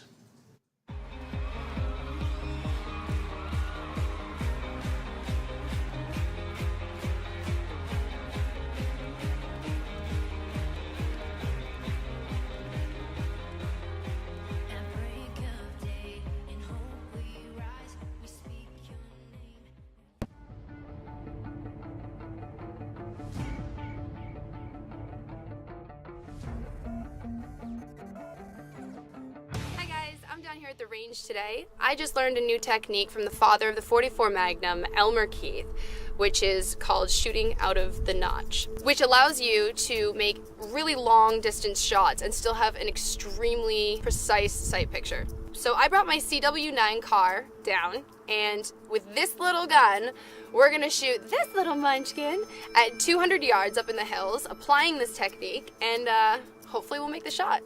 To apply this technique, instead of using the blade of the front sight lined up with the top of the rear sight, I'm going to take the dot of the front sight and raise it up so that it's out of the notch, but I'm still going to keep the front sight on my target. Bringing that front sight up like that is going to compensate for the bullet drop over that excessively long distance with just this little gun. So if applied right, we should be making contact. Let's see how it goes.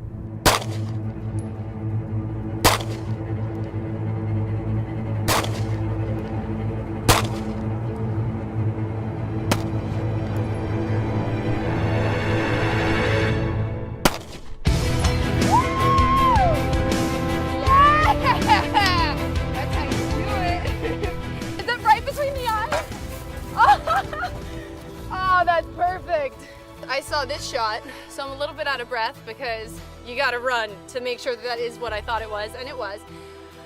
So while making this shot, from that distance with these white dot sights, it literally would cover the entire target. You couldn't see what you were shooting. So using the Elmer Keith technique, you were able to raise it out of the back notch. I can't breathe.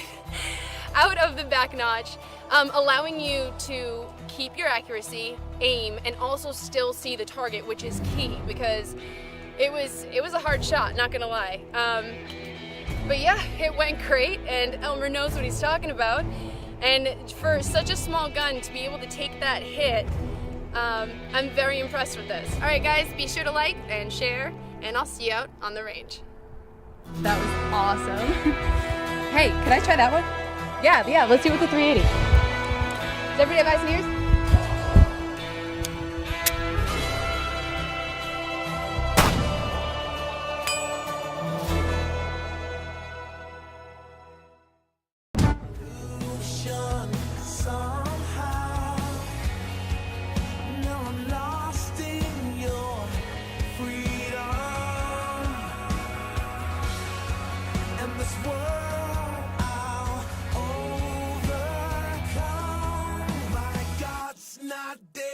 Surely alive. He's living on the inside, roaring like a lion. God's not dead, he's surely alive. He's living on the inside, roaring like a lion. He's roaring like a lion.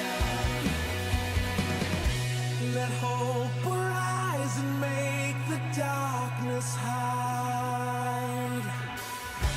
My faith is dead. Resurrection somehow. No, I'm lost in your freedom. And this world I'll overcome. My God's not dead, he's surely alive. He's living on the inside, roaring like a lion. God's not dead, he's surely alive.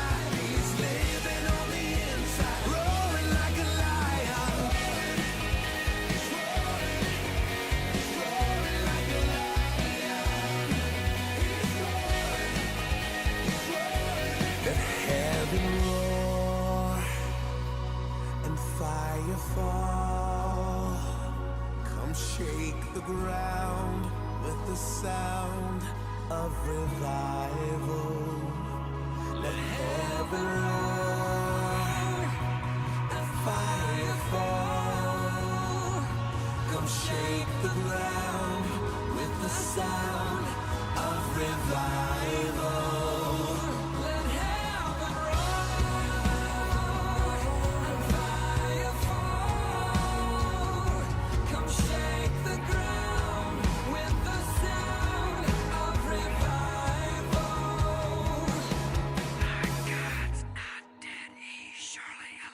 He's living on the inside, roaring like a lion. God's not dead, he's surely alive. He's living on the inside, roaring like a lion. God's not dead, he's surely alive. He's living on the inside, roaring like a lion. God's not dead, he's surely alive. He's living.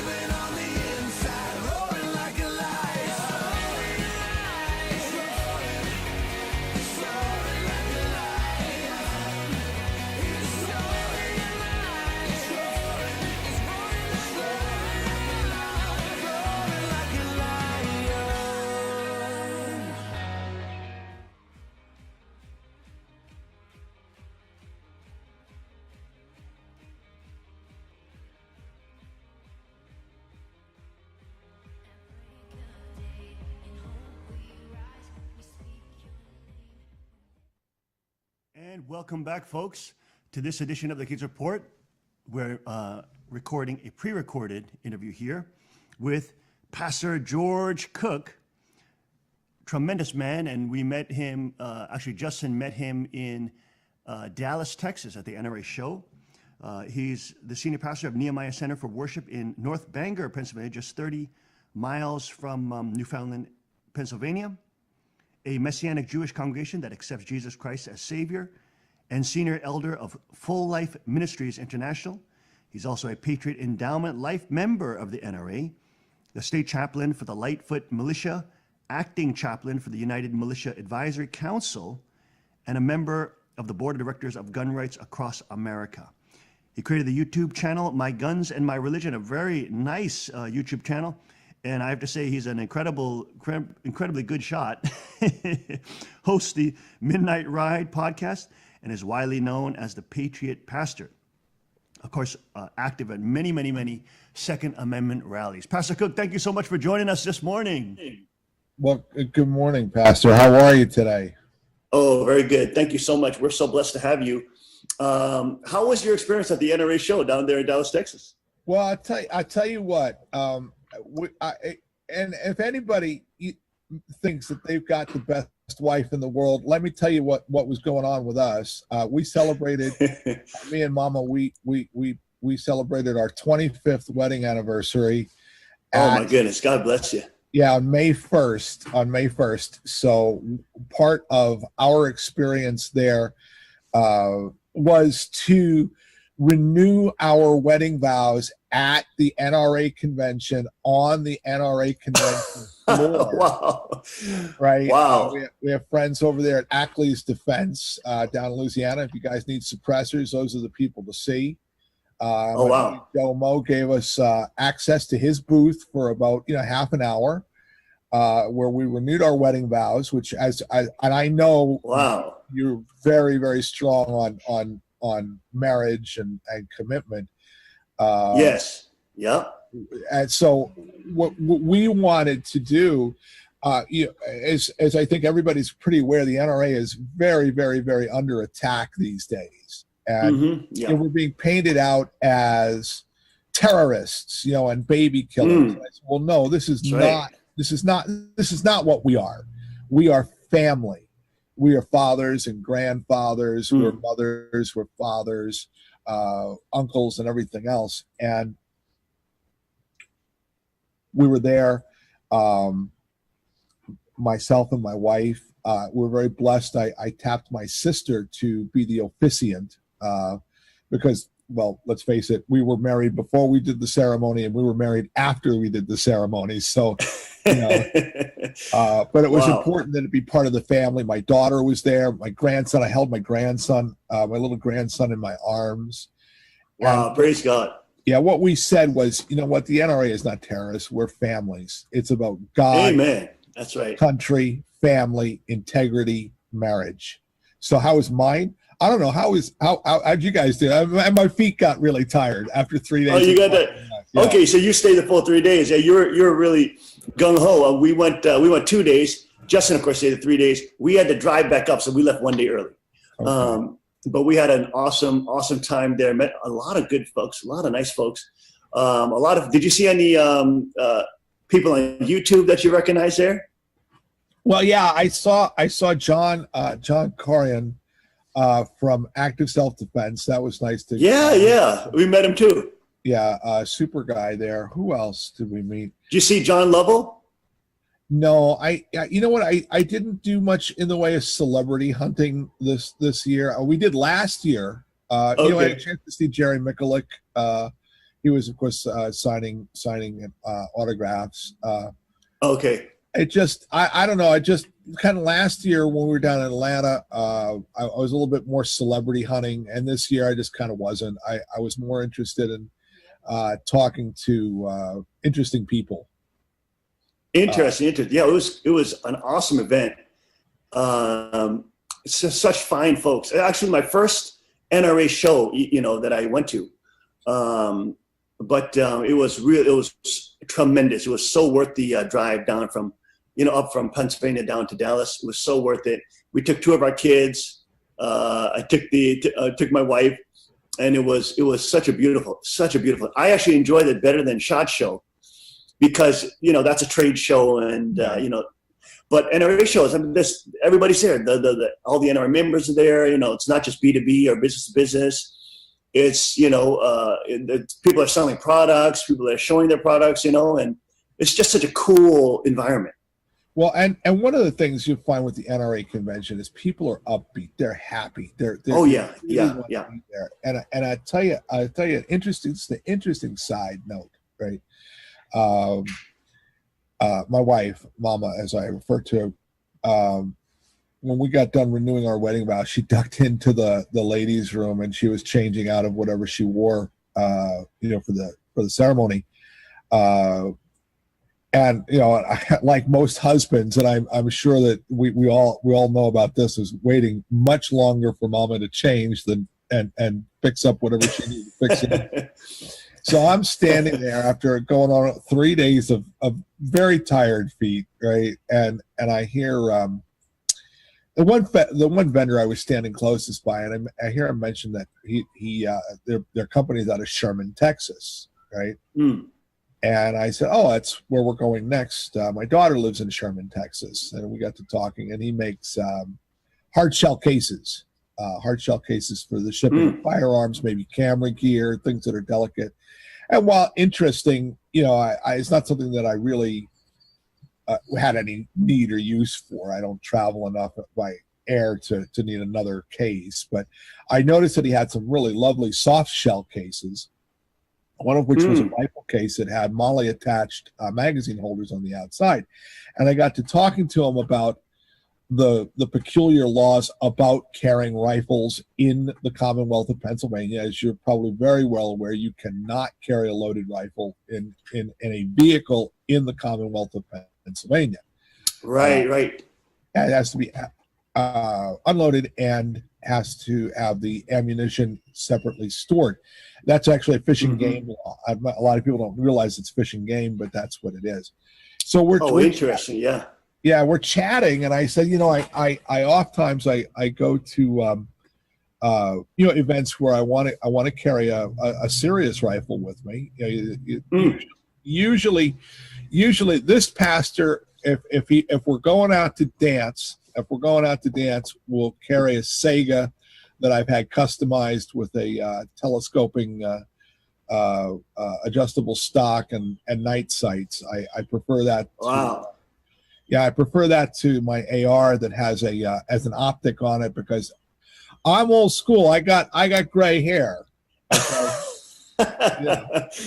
And if I gotta trust my life to something, I want to trust it to iron sights, not holographic image. Anyway, back to the story about this man. Right. So we're looking at this rifle case, and he asked me what I've got. I said it's an Ishmash Sega, and I said it's got a telescoping stock. He says, "Well, this one it definitely fit in this." He says, "Here, take it." Oh, are you kidding me? Wow.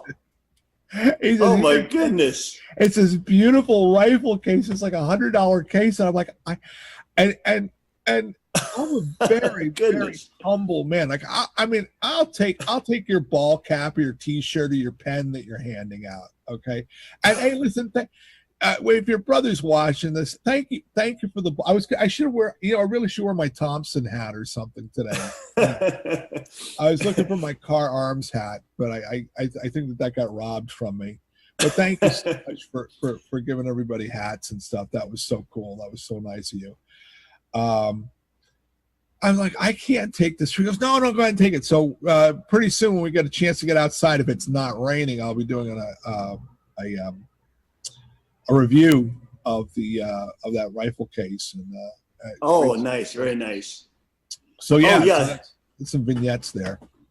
No, the NRA was amazing, and as you say, there's such amazing people out there, and each one of the purchases that you're making, you're helping their small business, little mom.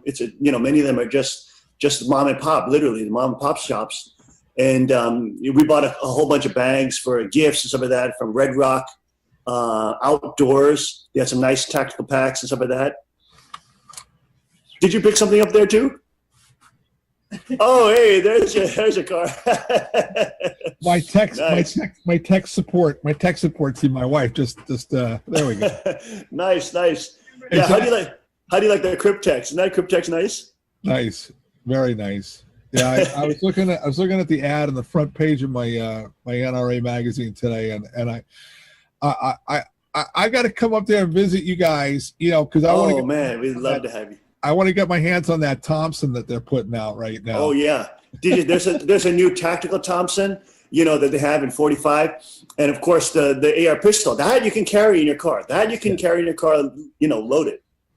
So that's they came up with a new Thompson, nice muzzle brake. I mean, just fantastic. It's the one I have on the desk here, but it's a nice pistol, really, really fantastic. And they're putting in like a 600-yard range. So we'd be so honored to have you down, man. Definitely. Yeah, cool. All right. So yeah, one of these days we'll have to. Sorry I couldn't make it there live, but I work a secular job. It is my position in my life, my ministry, that I do not take money from the church. I won't do it. I've always felt that money was better used somewhere else. So I work a secular job, and I actually work second shift. And when your assistant said, come down there at 7:00 in the morning, I'm like, oh, you mean the middle of the night for me? Oh my goodness. Well, so thank you so much for joining us at this hour. You know what I mean? So we could talk to you a little bit. Now, at the NRA show, as you said during the break, the NRA is being paid as anybody who's an NRA member is being paid as terrorists, as baby killers, as people who like all these mass shootings to happen. And we were just on yesterday with Dr. Drucker, who was breaking down for us the different physiological effects that psychotropic meds have on your body, and how these big pharmaceutical companies many times are supporting and funding, CNN shows, MSNBC shows. And so in the mainstream media, they have contracts and clauses that don't allow them to even bring up the fact that these shooters, almost 99% of these shooters, are on psychotropic drugs. But again, you have all these schools. I mean, you can't walk into a federal building. You can't walk into a court, a local, courthouse without going through one access point, metal detectors, you name it. And you have these situation, and of course, everybody's armed in those places. But you have the schools where our kids are going to school at, or most kids are going to school. Our kids are homeschooled, but it's just wide open. There's so many entry points. People can just walk in and out. It's becoming such a dangerous environment. What's your take on that, Pastor Cook? Well, okay, so the left is constantly talking about, that they want to do it for the children, which is someone really needs to let them know that God himself said that it was a horrifying sin to bear false witness. Okay, just saying that because they're lying, they're straight up lying. They're not doing it for the children. They're using the children as a stepping stone, as a sad hammer to nail in something that nobody really wants, and that's wrong. It's wrong. It's wrong to stand on the blood of the innocent. Right. Yes. And okay, and yes, we do have a school violence problem. We have a school violence problem, and it's been escalating for years, and we ignored it.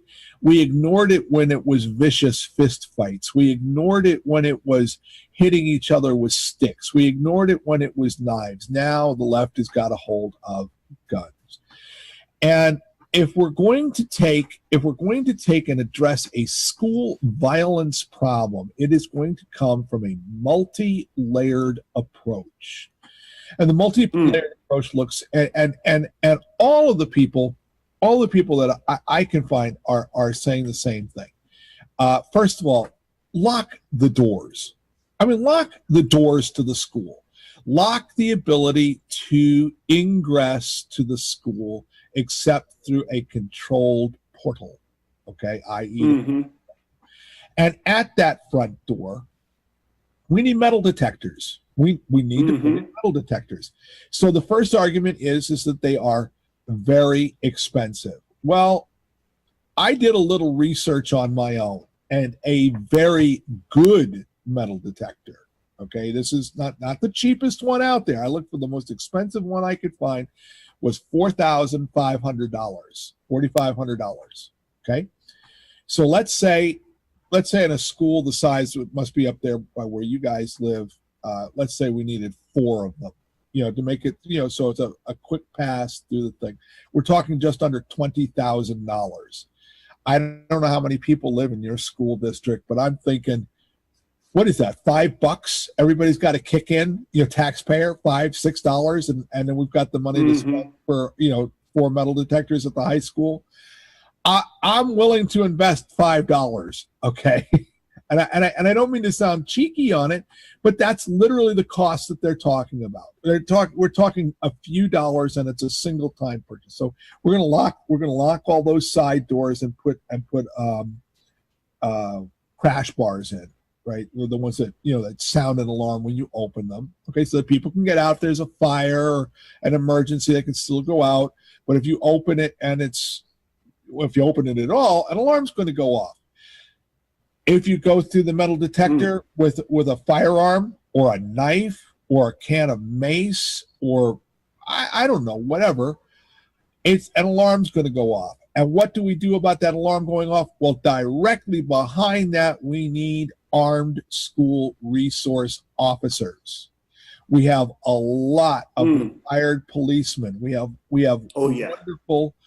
wonderful men and women that have served in our armed forces and are currently serving in the National Guard. Yes. I knew one young man at the gym that I go to. He's an MP, and he delivers pizzas, in the National Guard, and he's delivering pizzas as part of that's what he does when he's not doing military stuff. So we've literally trained this young man to be a policeman.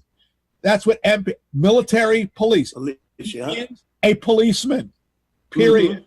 And we're utilizing him as a society to deliver pizzas. Here's a modest proposal. Pay him to be at the school behind the metal detector. Exactly. I've got a cop that's sitting. I paid to train him. I already paid for all this. Put him behind the metal detector, and if somebody tries to come through with a rifle, stop him. Oh yeah. At the door. Okay, so that's another part. That's 3. Now we have 3 layers. Okay. Number 4, just in case anybody happens to get in, make it so that the teachers can lock the doors to the classroom and throw some Kevlar in the center of the doors. Very simple, very inexpensive. These are all inexpensive, very, very doable. And those are things that can literally be implemented within a couple of months. Meanwhile, the left sits there and says, well, let's confiscate guns. I'll tell you right now, I'm a peaceable man. You march the UN troops down my street to start taking my firearms away, okay? Well, you may get my firearm, but I just want to let you know that the barrel's going to be really, really hot when you take and pick it up. Right? Saying it's funny. Now, and even I just saw some whack job on Tucker Carlson last night. Some congressman said he's going to do a gun buyback like they did in Australia. I'm like, dude, do you understand that you are talking about 1 million rifles? At 1 million rifles? I said, you will bankrupt this country. It's let's talk about just the sheer cost of numbers. Which is less expensive to do? Put a couple of metal detectors in at the school, or try to buy 1 million rifles and then enforce a law that is going to be so unpopular that people are ready to go to war over it. Okay. Yes. Now I heard okay, go ahead. You have a fifth layer? I'm getting 5. I'm going several deep here. Okay. We already have a lot of laws in place governing the purchase of firearms. And with alarming frequency, people that simply should not be owning firearms, and we're talking people who have shown violent tendencies, people who are insane, people that are on serious medications are being allowed to possess them simply because, and this is an NRA position, that the agencies that are supposed to be reporting these things to the NICS system are not doing their job. They're not.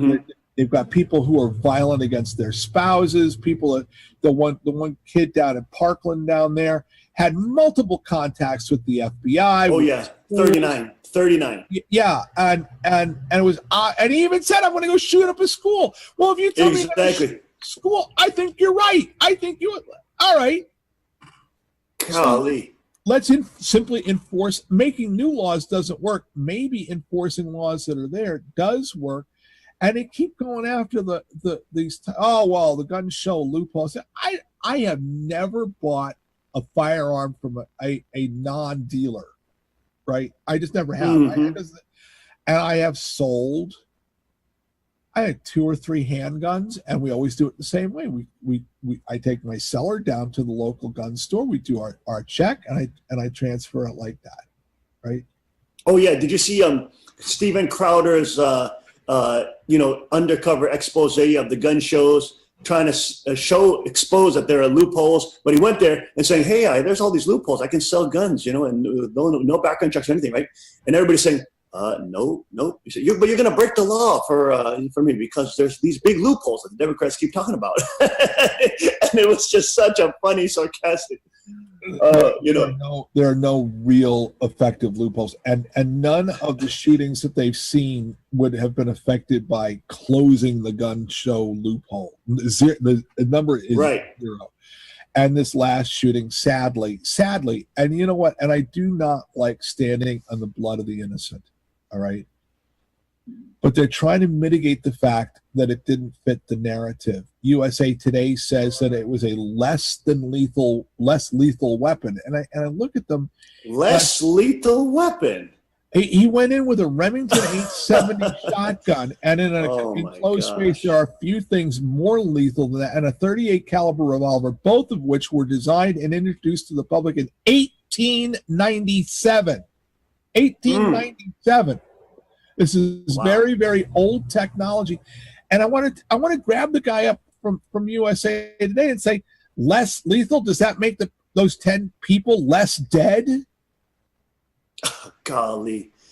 Oh, they're unbelievable. I mean, Ted Nugent just did a video with Alex Jones. I don't know if you saw that, but they were on his farm, Ted Nugent's farm, and he showed the difference between AR-15 and, a standard just shotgun, rabbit hunting shotgun, 12 gauge. And, just to show the media, look how much more damage you can do at close range. This was within the Parkland shooting range. I think it was just about 10 yards or so, 15 yards. But, it's devastating at that close range. My goodness. Yes, it's a fearsome weapon. And it was just so stupid that they said that. And so it just goes to show that the media will say anything no matter how stupid it is. And it's all to further the agenda to disarm America. And we cannot, and this nation was founded, literally the touchstone of the American Revolution was not taxation. It was disarmament. And, yes.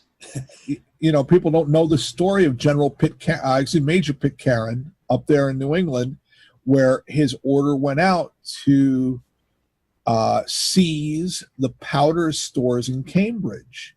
Well, in an era when your firearm is a muzzle loader, right? Seizing the powder made it an inert object. You'd have maybe enough powder in your horn to shoot 5-6 shots, and then you were effectively disarmed. So what he did was he was disarming the populace. The populace says, "No, you're not going to disarm us."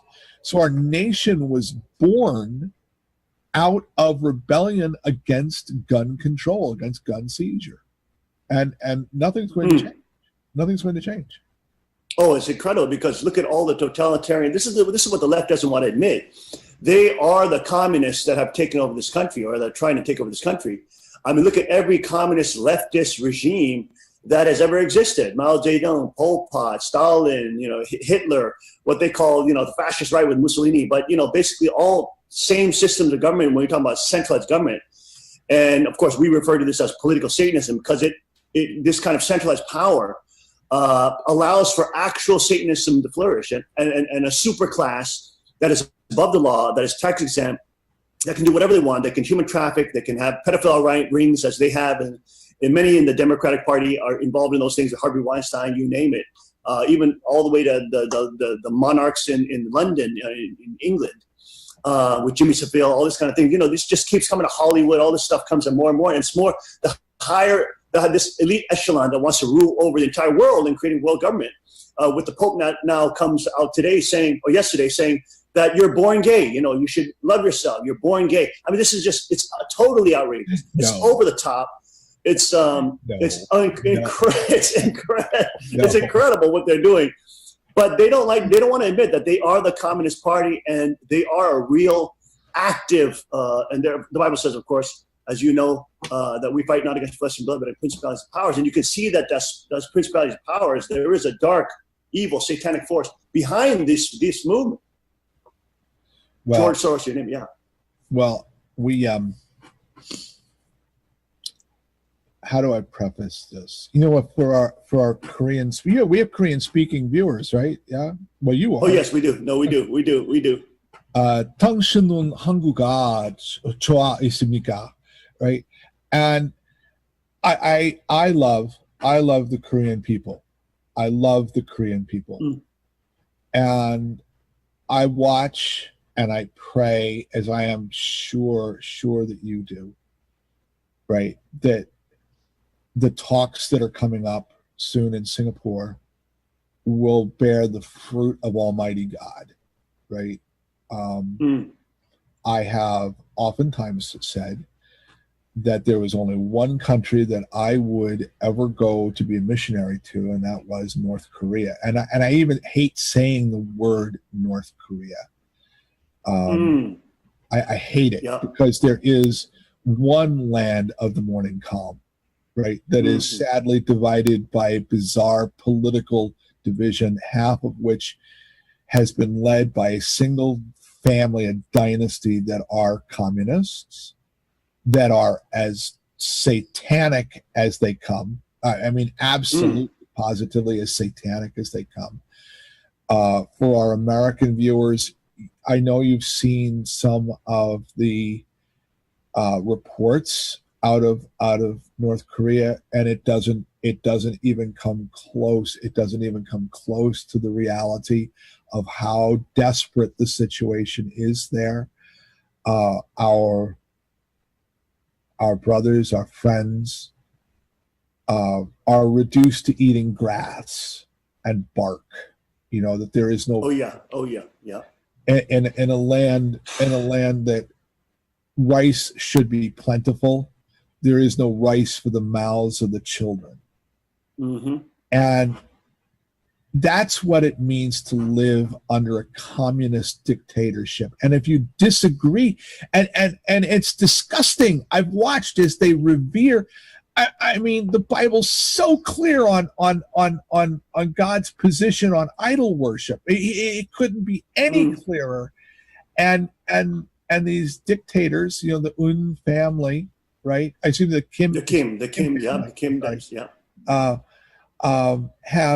have demanded worship of their image, which literally by the definition could very well be a precursor to the Antichrist, right? Or the beast that bears his image, or somewhere in that line. And I as we talk, as you and I talk, and I said, well, what would happen if those people that are being dragged off to concentration camps, and people don't even realize that there are concentration camps in the north. Oh yeah. That if they were able, just as the Jewish people were able, if they were able to provide a ready defense, if we could have given each one a rifle, That would have changed it big time. would the Kim family be? Would they be forced to go and bow down to statues? Oh my goodness! Members of the Kim family, something which God hates. No, I believe God's gonna, if for only for that reason, that El Israel is going to take and bless these talks. If for no other reason, that there are children of His waiting to be born, right, out of idolatry, and I'm sure that watching people bow down and venerate a statue of a man, right, and not even a good man. Right. Oh yeah. He finds it disgusting and horrifying. Right. He puts it kind of at the top of the list. Right up there. You know? Oh my goodness. And don't make any idols. Right. He's really, he's really pretty hip on being at the top of the list. Right. So. Oh yeah. There are those children there, those children of God waiting to be born. They're just waiting for the gospel to be preached to them and to hear the words of salvation. And I just and it bears me out. It bears me out that God teaches us specifically that we are, if we wish to have peace, if we wish to have the sanctity to proclaim the word of God, that we must be able to provide a defense for it. Now, if I may, we'll bring out the sword. Which camera am I using? Bring out the sword. Oh, wow. Right? And I want to share, so I preached this just a little bit here. Let me do something here. How many guests have multicam systems? Huh? Oh, wow. You guys have you have a whole bunch of cameras that are. Yeah, let's see if I can. All right. So this is, and of course, now you had mentioned that the name of the church is Nehemiah Center. So I'm going to take and share this to you out of the book of Nehemiah, and it's near and dear to my heart, right? It says, and it came to pass from that time forth that half of my servants wrought in the work, and the other half of them held both the spears, the shields, and the bows. And the harbingers and the rulers were behind all the house of Judah. They which built the wall, and they that bore burdens, and with those that laded, every one with one of his hands wrought in the work, and with the other hand held a weapon. For the builders, everyone had his sword girded by his side, and so built. And he sounded the trumpet, and he that sounded the trumpet was by me. So let's break this down. Let's break this down just a little bit, right? So the Jewish people of Israel had been taken captive, and they convince the king of Babylon to let them loose go, right, and go back to Yerushalayim to rebuild the city. And part of the weaponry of the time was a wall, right, because you couldn't get fields and all that stuff through it, right? So they build the wall, and the people roundabout that did not like the Jewish people were very opposed to this, right? They didn't want them proclaiming the word of God because it went very much against the pagan religions of the area, and through the word of God releases power, releases power. They didn't like the fact that they spoke Hebrew. They didn't understand Hebrew, right? So it was scary to them. So they said, well, we will attack the Jewish people and we will prevent them from doing all these things. We will kill them. So God says this, right? God says this. He says, half y'all, right, are to take the very best weapons you possess. You used to have your swords and your spears, your bows and your arrows, your armor, all that good stuff. This was the best. This was the assault rifle of their day. And I'm talking assault rifle M16, not an AR-15, which is not an assault rifle. Stop it. That's right. That's right. He's saying, get your military grade stuff. Do this thing, right? Do this thing. And all y'all that are building, the ones that are, putting the big rocks there and putting together the mortar and doing all this stuff, right? You do the work, but I want you to have a sidearm. I want you to have it was probably a sword about the size of a gladius, a short sword, effective at short range in our today parlance. I want you to all have a handgun on your hip, right? It says, so that when you come to be attacked, that you can provide an overwhelming defense against the attacker, right? Now, your church, I think, speaks in Korean a lot, probably at your services. Yep, yeah. And if you're not, start. Right? 나는 한국말 조금 알아요. So I can very nice. Sit there and I know I have a thick American accent. You'll have to. No, it's actually not terrible. It's not that bad. But I want you to be able to proclaim your faith in a language you understand. And then, I mean, obviously you were raised in the United States. Sounds like it anyway. Yep. But I'm sure that across your congregations that there are people who literally came over to Seoul yesterday, right? Oh yeah. Oh yeah. They're not fluent in English. They need to hear what they need to hear in Korean, right? In Hangul, right? Yep, yeah, we have a Wednesday service just in Korean, full in Korean. Yeah. And they should be allowed this, right? Just as our Messianic congregation, we speak Hebrew, right? That scares the and we're a great company because there are many who would consider both of our denominations cults. Yay! Yes, that's right. Extremists and cultists, yes. I'm an extremist and a cultist, a deplorable and a baby murderer. Absolutely. Make sure you get that on the clip. Yes.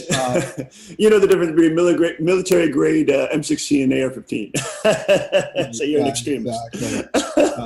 Right, precisely. So we have, I think, a real, and to sum all this up, and I'll let you get on to the next thing. To sum all this thing up. First of all, we're commanded, we're as pastors, right? Commanded to provide a ready defense for our congregation.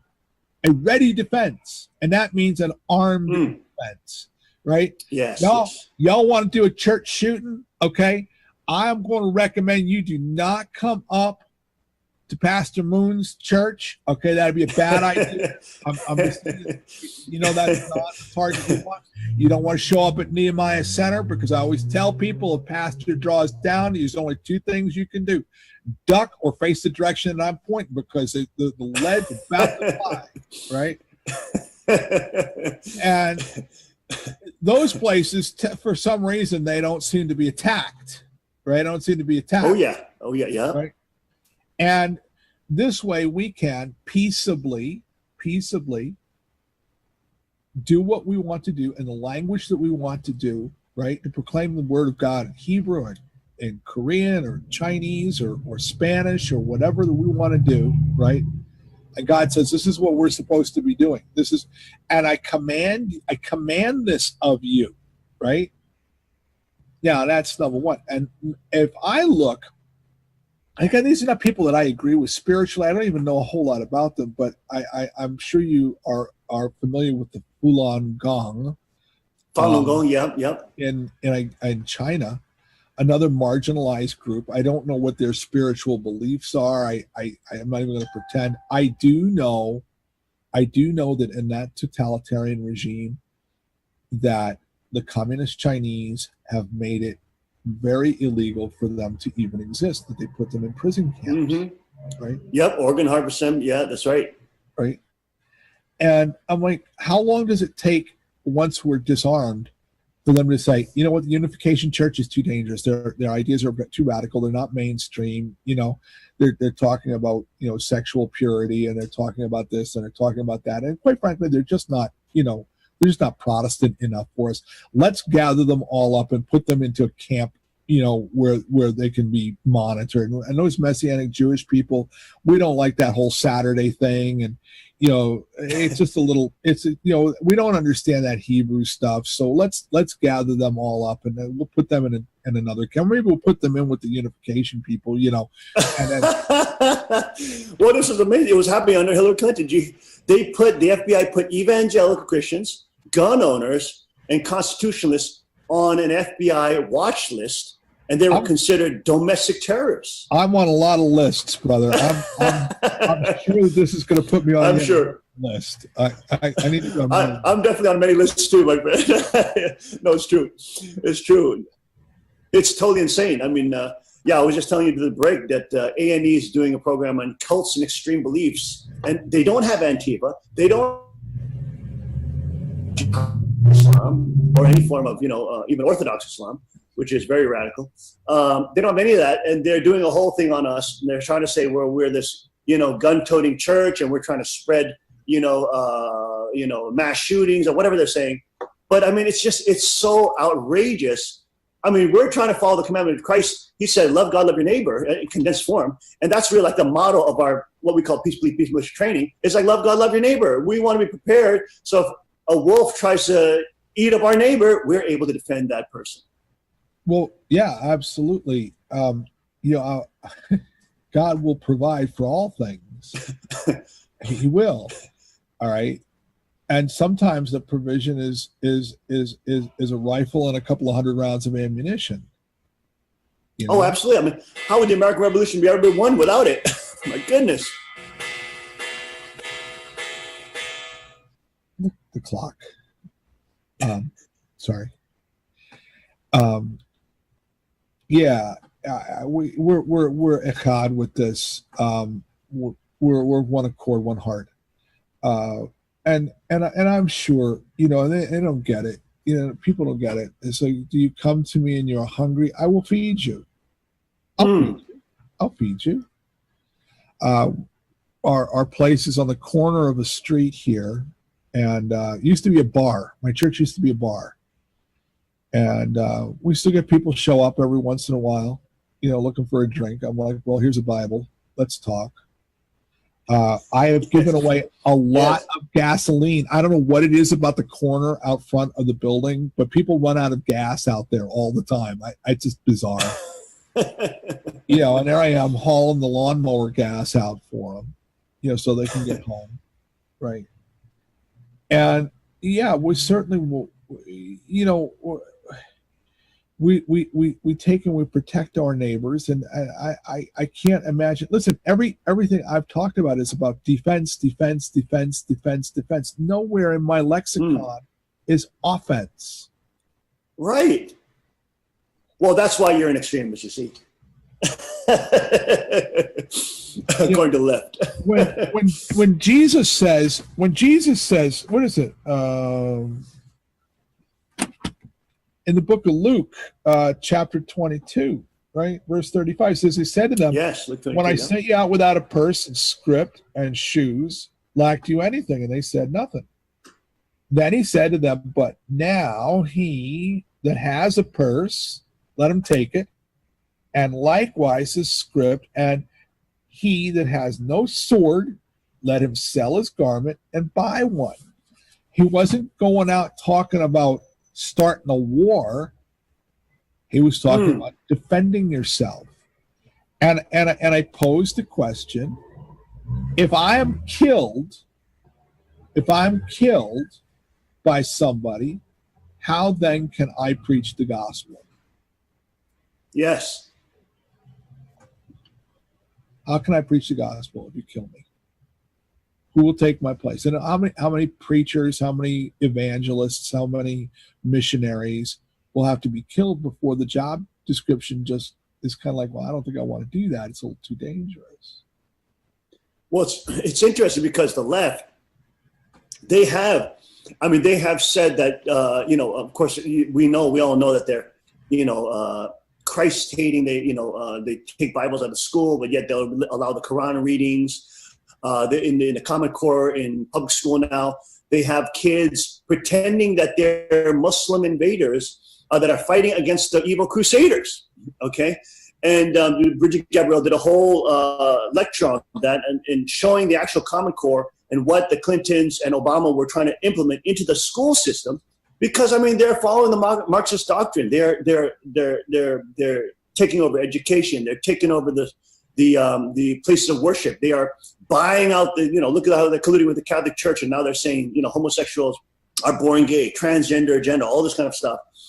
Margaret Sanger, who was a eugenicist, Planned Parenthood, the founder of Planned Parenthood, she went into at that time Black communities and minority communities, and she was saying we have to get rid of these people, but also we have to get rid of their spiritual leaders. So they had an active plan to go after the pastors and the pulpits to teach a socialist or liberation theology gospel, which made Jesus into a hippie and into some kind of leftist George Soros funded Linda Sarsour March rallier. For which he loved humanity, willing to lay his life for the salvation of all sinners of humanity, and just water down the message. It's self-help, it's psychological talk, it's diet, it's Christianity light. And you're a very rare pastor nowadays, because you're speaking about the flock being ready and being prepared at all times, and for God and His Word, and also for humanity. What has happened in your view to the takeover of the pulpit? Well, I tell you what. Okay, I tell you what. Just to go back up on one little thing there. Okay, and I think that this is in the auspices of Rome. Okay, I won't even say Catholic, because it's Rome. Rome, the Church of Rome. You learn those words, brother. Church of Rome. Okay. That's what it is. And they like to keep Jesus two places: one as a helpless infant, and two nailed to the cross where he can't get loose. That's not the Jesus I serve.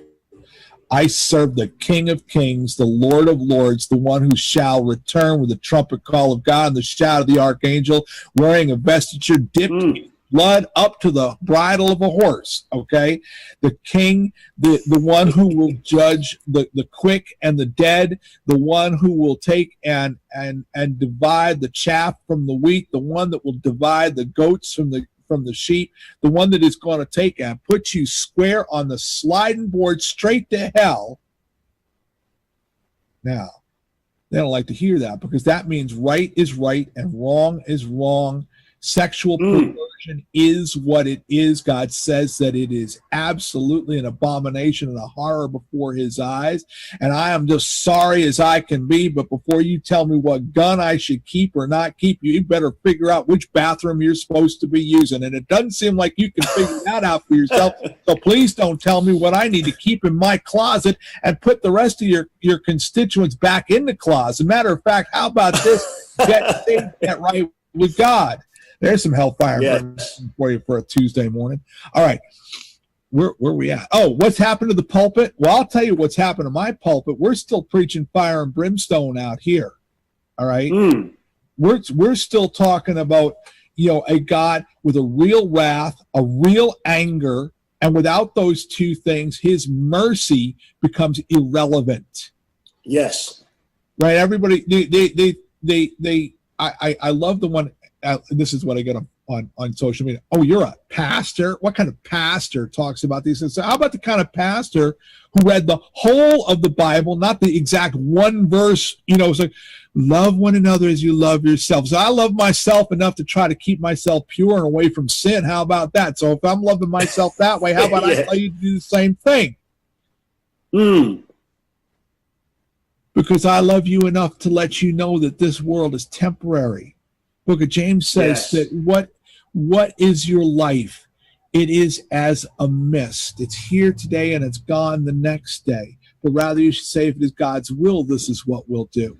And God's will is that you strive towards doing what Jesus did, which is that life of sinlessness. Will we make it on this side of the veil? No, I don't believe we will. I think that we'll stumble, we'll fall, we'll struggle through life, we'll struggle with sins and things like that. But God's very gracious, and he will keep forgiving us so long as we keep moving forward. So long as we keep trying to attain that and going from glory to glory.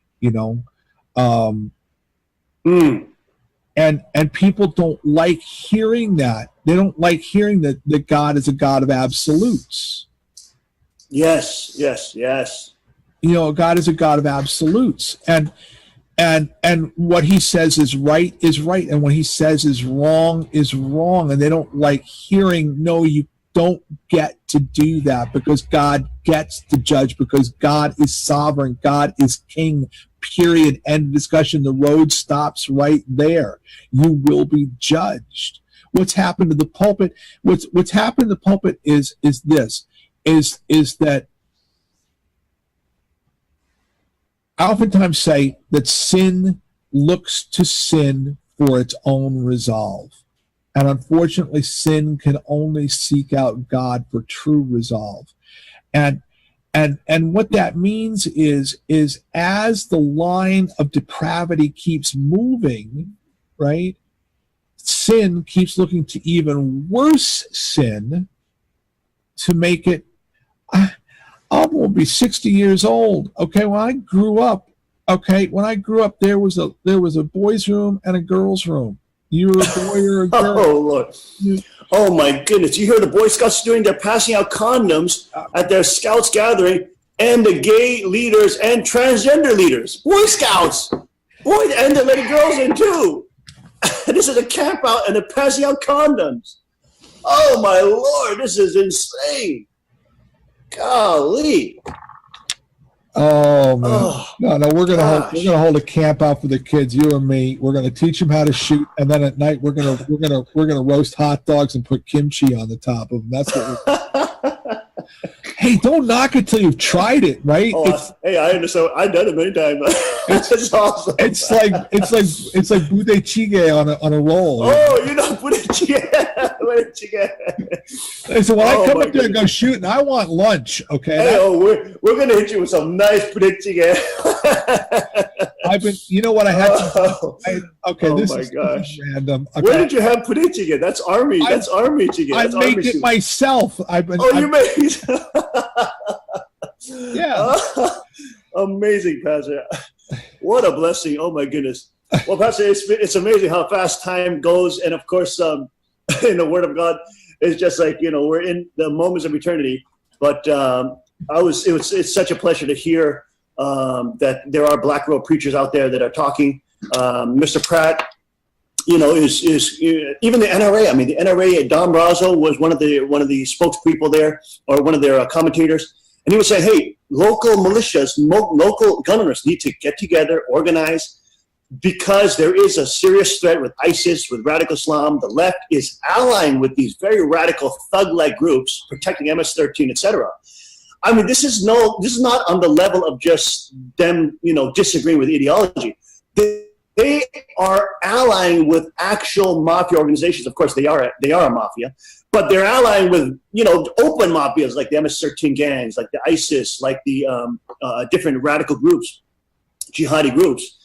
And so it's so refreshing to see pastors that are speaking out and telling their congregation, reading scripture. And of course, in our congregation, we focus a lot on the scriptures in Revelation about the rod of iron, the rule of the rod of iron. The Bible says he shall rule them with a rod of iron. Instead of, this Francis.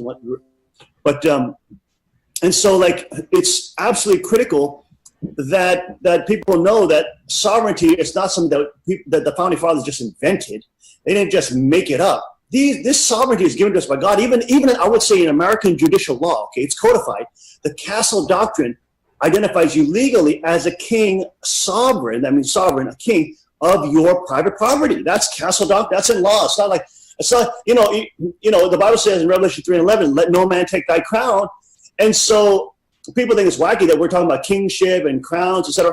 But even in American judicial law, the Castle Doctrine in Pennsylvania, it exists. I mean, you can fight back against somebody who's invading your house, who's invading your car, even. And these are fundamental. These are fundamental principles to our American founding, but also to human rights.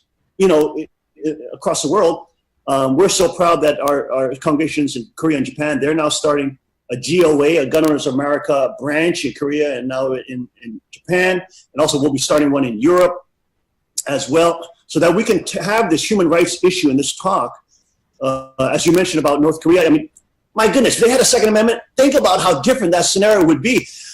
The Kim regime could never stay in power, never stay in power. And unfortunately, unlike a lot of the pundits that are talking in the West, because we worked there, because we were in South Korea, and also I had to visit North Korea on behalf of my father when he passed, etc. It was just like, I have seen that realm, and the Kim in the West are talking about, Kim regime's going to denuclearize, all this kind of talk. Now they're backing off of that, etc. But it's been very clear. I mean, even conservatives in Korea now are seeing that we have the most radically left South Korean president in the history of Korea, South Korea. He's now literally groveling at the feet of the Kim regime to try to get the Nobel Peace Prize. But really what's happening is, of course, North Korea is Kim Jong-un just visited Xi Jinping, Emperor Xi now in China, got his blessing, got his, correction. And now he's speaking all this negative things about Trump. Now he's saying that, it's up in the air, even if he'll go. And again, China's just putting him right back in line. You are under our control. You're a vassal state. And, bring South Korea, merge them into us. And of course, we've been warned about this for the last 10 years, maybe. We were talking about with the Korean chief of staff and the government officials. We were telling them, hey, you guys, all the men go to the military anyways. Let them keep their weapons like the Swiss model and have at least a Second Amendment in some form here. So if you ever get invaded, you'll be able to protect what you have. My goodness, otherwise you're going to be incorporated into China, which is unfortunately the direction they seem to be going. So, Pastor, we thank you for all your prayers that you're giving for the nation of Korea, and of course, the Middle East is just as bad of a situation right now. We're praying for Israel and Jerusalem, and we thank President Trump for being bold and being clear about Jerusalem, etc. And it's such an incredible time to be alive. And of course, we're so blessed that to have crossed paths and to have met you. We know you got to get running, and of course, we got to end our broadcast today. But love to continue to talk, and of course, we'd love to have you out here in Pennsylvania. Let people know real quick how they can get in contact with you or support your ministry, if you have a website, etc. All right. We do broadcast our services on Friday evening, 8:30, and on Sunday afternoon at 1:30. You can find me on Facebook, George Cook. They won't let me use the term pastor anymore. Thanks, Facebook.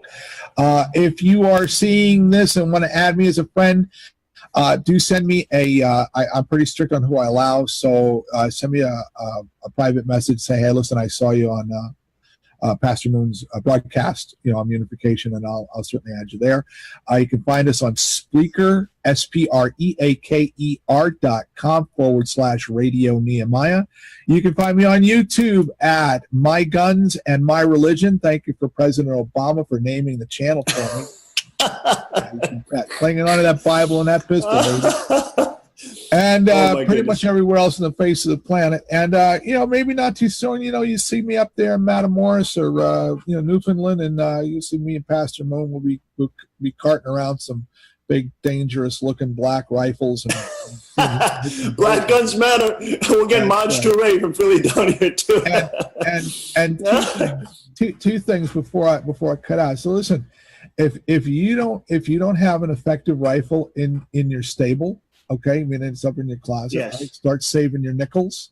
All right, because the day that you need it, it's nothing else going to do. So save your money, buy yourself a rifle, right? An AR-15 or an AK or something that's gonna serve you well. And if you don't know Jesus Christ as your personal Lord and Savior, listen, let me tell you something. You're going to go straight to hell when you die. All right, so you need to take care of that before you do anything else. That's all I got to say about it. Amen. Thank you so much, Pastor.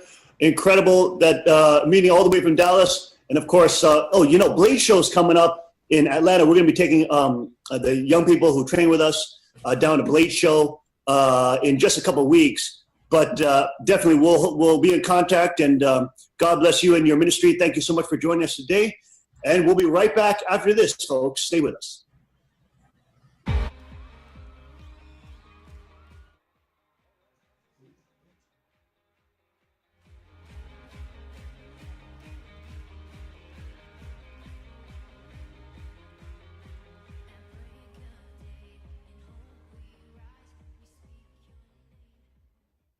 And that was our interview with Pastor George Cook of Bangor, Pennsylvania. We hope to see him soon.